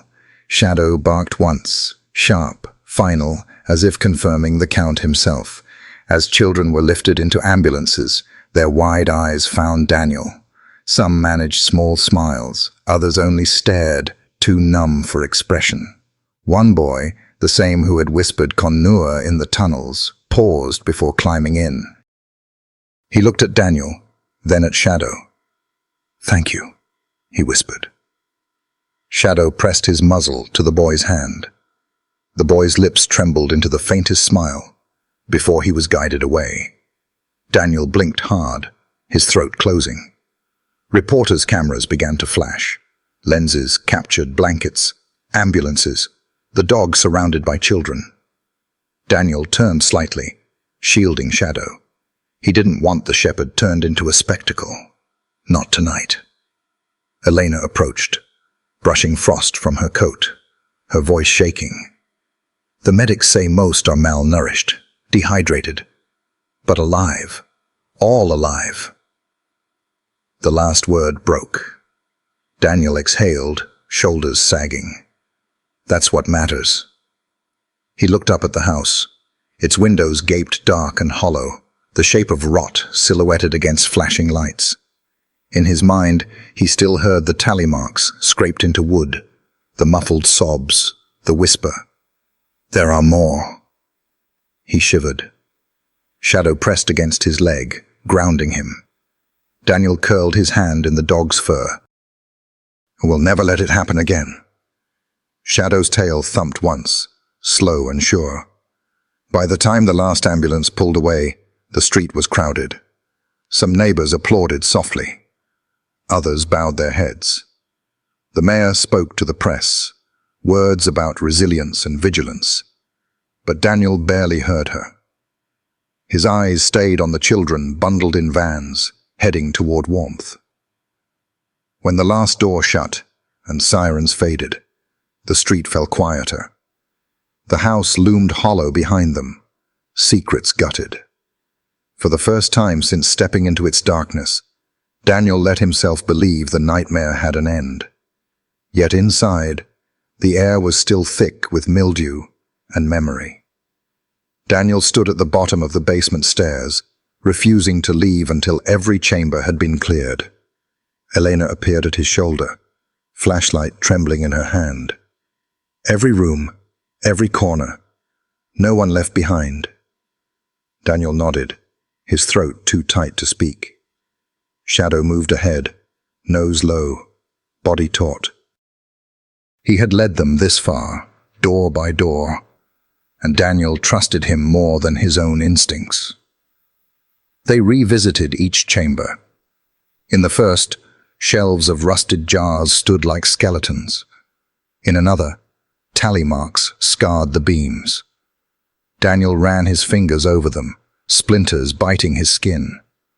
Hope carved into wood by hands too small. Shadow whined, nosing his hand, urging him forward. In a corner, they found a single pink shoe. Its cartoon flowers faded. Shadow carried it gently in his mouth until Daniel took it, whispering, "We'll make sure she's out." Eleanor logged it anyway. Evidence. Proof. The nursery still held blankets in small heaps, toys scattered where tiny hands had dropped them. The cavern dormitory sagged with absence. Everywhere, the silence felt thick, grieving. Eleanor whispered, "These walls will never be clean." Daniel didn't argue. Finally, they reached the last chamber. Daniel's count whispered through his lips 23s. Eleanor echoed it aloud, voice shaking but sure. 23 children. Every last one. Shadow circled the room slowly, sniffing seams, pressing his nose into corners. At last he returned, sat beside Daniel, amber eyes steady. Only then did Daniel let himself exhale. He crouched, burying a hand in the shepherd's fur. "Good boy. You didn't stop until they were all found." Shadow leaned into his touch, tail thumping softly. Elena's radio crackled.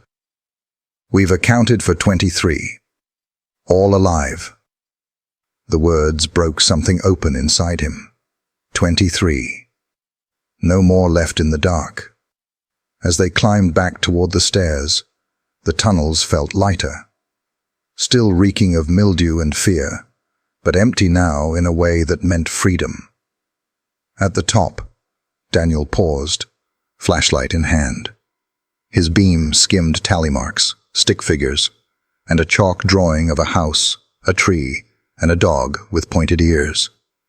Even here, a child had drawn hope. Shadow pressed his nose to it, gave a soft whine. Daniel swallowed hard. "Yeah, I see it too." He clicked off his light. Darkness folded in, heavy but no longer suffocating. He whispered into it, "You won't hold them anymore." Shadow pressed against his leg, steady as ever. Daniel shut the door, sealing the house behind them.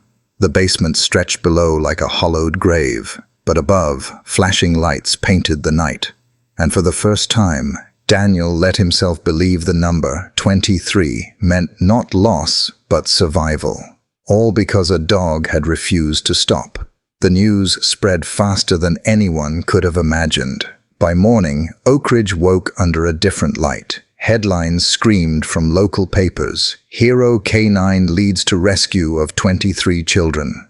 It wasn't just a headline, it was a pulse that lifted the whole town. On television, neighbors watched replays of children emerging from the house, blankets draped over trembling shoulders. Some clutched stuffed animals, others held tightly to paramedics. Daniel's name appeared in captions, but Shadow stole every frame, tail high, ears alert, nose brushing each child as if making sure they were truly safe. Families spilled into the streets, needing to see hope with their own eyes. Letters poured into the police station. Crayons scrawled notes, shaky handwriting, long emails from parents who had clutched their own children while watching the rescue. Some were simple. "Thank you for Shadow." Others carried the weight of fear and gratitude almost too heavy to bear. Daniel read them all in silence, pride and sorrow pressing in equal measure. Pride in his partner's courage, sorrow for what those children had endured. Shadow lay at his feet, occasionally leaning against his leg, as if to remind him they had done enough. That afternoon, the firehouse filled for an impromptu celebration. Neighbors brought food and steaming drinks. A radio DJ streamed live interviews, applause erupting whenever Daniel, Eleanor, or Shadow appeared. Children approached Shadow hesitantly, unsure whether to trust their instincts. He answered with a gentle nuzzle, a soft whine. Laughter broke through the crowd when a shy 8-year-old reached out, and Shadow lowered his head, tail wagging just enough. In that sound of laughter, Daniel realized what he'd missed most. Donations began almost immediately. A fund was created for counseling, housing, and education. Tables overflowed with toys, blankets, and clothes. Oak Ridge had decided no child here would ever feel invisible again. Eleanor buried herself in paperwork, exhaustion hidden behind steady determination. Daniel watched her, knowing she carried the same weight. Shadow, though calm, remained alert, ears flicking to every sound. Even in celebration, he never let his guard down. As the sun set, Daniel and Shadow walked once more around the house that had held so many secrets. The entrances were boarded, evidence secured, but the air still seemed heavy.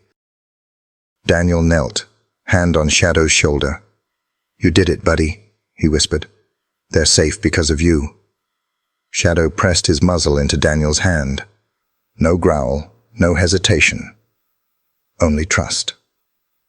By nightfall, Oak Ridge felt transformed. Families held their children closer. The diner stayed open late, offering free pie and coffee to officers and K9S. Gratitude became a currency everyone wanted to give. Daniel sat on the hood of his cruiser, Shadow leaning against him. The cold air was sharp, but clean. For the first time in weeks, he allowed himself to pause. Somewhere down the street, a reporter's camera captured the image. Man and dog, side by side in silence. When it aired the next day, Shadow became more than a hero. He became a legend. In homes and schools, children whispered his name like a prayer. His photo appeared on posters, murals, social media. To them, Shadow was proof that light could be found even in the darkest places. Later that night, Daniel returned home. The house was quiet, the kind of quiet that felt foreign after chaos. Shadow curled at his feet, ears twitching, tail brushing the floor. Daniel's eyes fell on the stack of letters and drawings from the rescued children. One in particular caught his breath. A crayon drawing of Shadow, larger than life, surrounded by children holding hands under a rainbow. At the bottom, in uneven letters, was a name and a heart. Daniel taped it above his desk, perfectly imperfect. Not decoration, a reminder. He leaned back, memories washing over him, hidden staircases, shivering children, muffled cries. Now those same memories carried something new. Triumph, not just fear. Hope, not just despair. Shadow nudged his hand. Daniel stroked the dog's head, feeling the warmth ground him. He realized Shadow hadn't only guided them through corridors. He had guided Daniel's heart back to feeling, back to trust. He thought of the children, how they had clung to Shadow without hesitation, recognizing something beyond human words. That recognition had been the key. The aftermath was harder than the chaos because it demanded reflection. Every choice now carried permanence. Daniel sipped tea, hands trembling, while Shadow rested again, eyes half closed, peaceful. Outside, winter winds whispered through the pines. Life, fragile yet resilient, moved forward. He pictured the children sleeping safely in their beds, whispering the story of the dog who had led them out of darkness. The thought settled in his chest, heavier and lighter at once. This case hadn't just changed the town. It had changed him. Shadow shifted, tail brushing the floor, eyes locking with Daniel's. In that gaze, there was no need for words. They had faced darkness together. They had survived. Daniel let silence fill the room. He reached for the drawing above his desk, fingers tracing the lines. Shadow pressed against his knee, a quiet nudge. Daniel smiled softly and whispered, "We did it, buddy. We did it together." For the first time in a long while, The quiet felt whole, and just enough. The old Miller house was gone.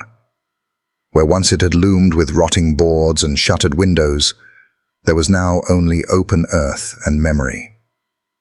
On a brisk spring morning, Daniel stood at the edge of the cleared lot, Shadow at his side. Families clustered together. Officers in uniform stood in silence, and children clutched their parents' hands as though sensing the gravity of the day. Weeks earlier, bulldozers had torn the house down beam by beam. Each crash of timber had sounded like an exorcism, violent but liberating, as though the town itself was breathing out decades of fear. When the dust settled, all that remained was a scar of dirt and stone. That scar, however, had been transformed. Now, a park stretched across the space. Fresh grass sprouted. Maple trees lined the edges, and in the center stood a stone walkway leading to a bronze plaque. Sunlight caught the words etched deep, in honor of the courage of the children who endured, and the loyalty of the dog who refused to turn away. The mayor's voice carried over the hushed crowd. We are not here to remember the darkness, but the light that overcame it. We honor 23 children whose resilience inspires us still, and the shepherd, Shadow, who reminded us that courage does not always speak in words. All eyes turned to Daniel and his dog. Shadow stood steady, amber eyes reflecting the morning sun. Daniel rested his hand on the shepherd's back, feeling the warmth beneath his palm. He hadn't wanted attention, but this moment wasn't for him. It was for the children, for the town, and for Shadow. From the crowd, a small boy stepped forward, the same child who had whispered, "Con Nua," that night in the basement. Taller now, his hand clasped in his foster mother's, he spotted Shadow and broke into a smile. The dog lowered himself instinctively as the boy pressed his face into his fur. A hush rippled through the crowd at the sight, a bond so pure it silenced everything else. One by one, more children approached, some shy, others bold. They gathered around Shadow, their laughter breaking free, first tentative, then ringing bright and unrestrained. Daniel blinked hard, watching survivors who had once been shadows of themselves, now daring to live again. After the speeches, the plaque was unveiled fully, its bronze gleaming. Flowers already covered the base, daisies, tulips, clumsy bouquets wrapped in newspaper. Daniel walked the path with Shadow, crouched and whispered, "You hear that, buddy? They'll never forget what you did here." Shadow leaned against him, steady as ever, as though accepting the gratitude, not with pride, but with the same quiet vigilance that had brought them here. The lot that had once been haunted now pulsed with life. Children darted across the grass, parents smiled through tears, officers mingled with neighbors. Daniel sat on a bench with Shadow stretched at his feet, letting the hum of laughter wash over him. The basement whispers would never leave him. But here, in this place, their weight felt shared. Later, as dusk fell, he noticed a crayon drawing taped to the plaque. The same drawing he had above his desk. Shadow surrounded by children holding hands beneath a rainbow. A soft smile tugged at his lips. Fear had been replaced with color. In the weeks after the dedication, Coldhaven began to breathe differently. Locks were checked more carefully, neighbors nodded more often, children were watched more closely. Beneath ordinary gestures ran a new thread, vigilance tied with compassion. Each evening, Daniel returned to the park. Flowers appeared daily at the plaque's base.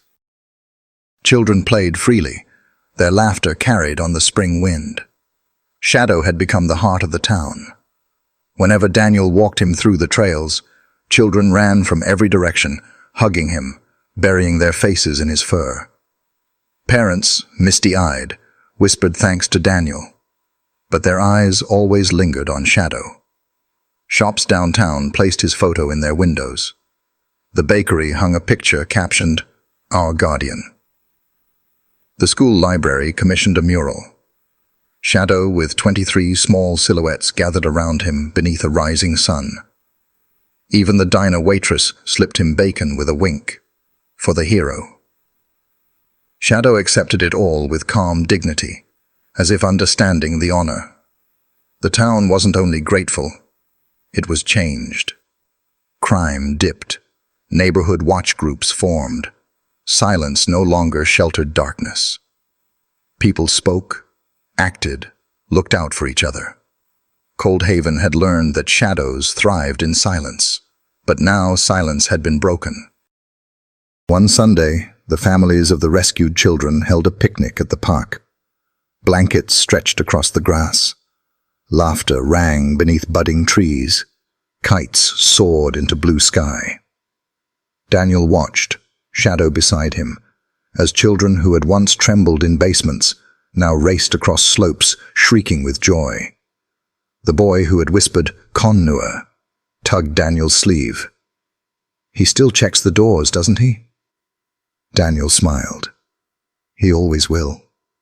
The boy knelt and hugged Shadow tightly, whispering into his fur. Shadow flicked his ears and pressed his nose gently against the boy's cheek. Elena joined Daniel beneath a tree, handing him lemonade. "Look at them," she said softly. "Stronger than I ever imagined." "They're stronger than all of us," Daniel replied.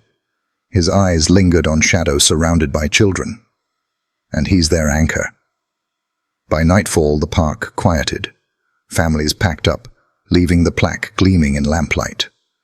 Daniel crouched beside his partner. "You've changed them," he whispered. "You've changed me too." Shadow's eyes met his, steady and knowing. Summer deepened, cicadas humming in the August air. Daniel stood once more at the park's center, Shadow lying in the grass. The maple tree had grown taller, leaves broad and green, casting shade over the plaque.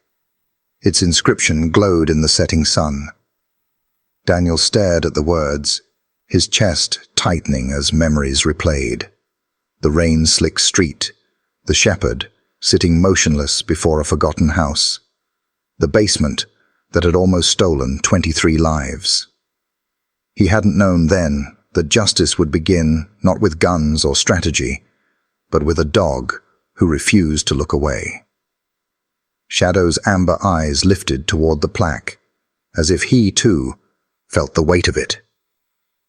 To the town's children, he was more than a police dog. He was their guardian, the one who had carried them out of the dark. Daniel crouched, resting his hand on Shadow's shoulder. "You knew long before any of us did," he murmured, "and you never gave up."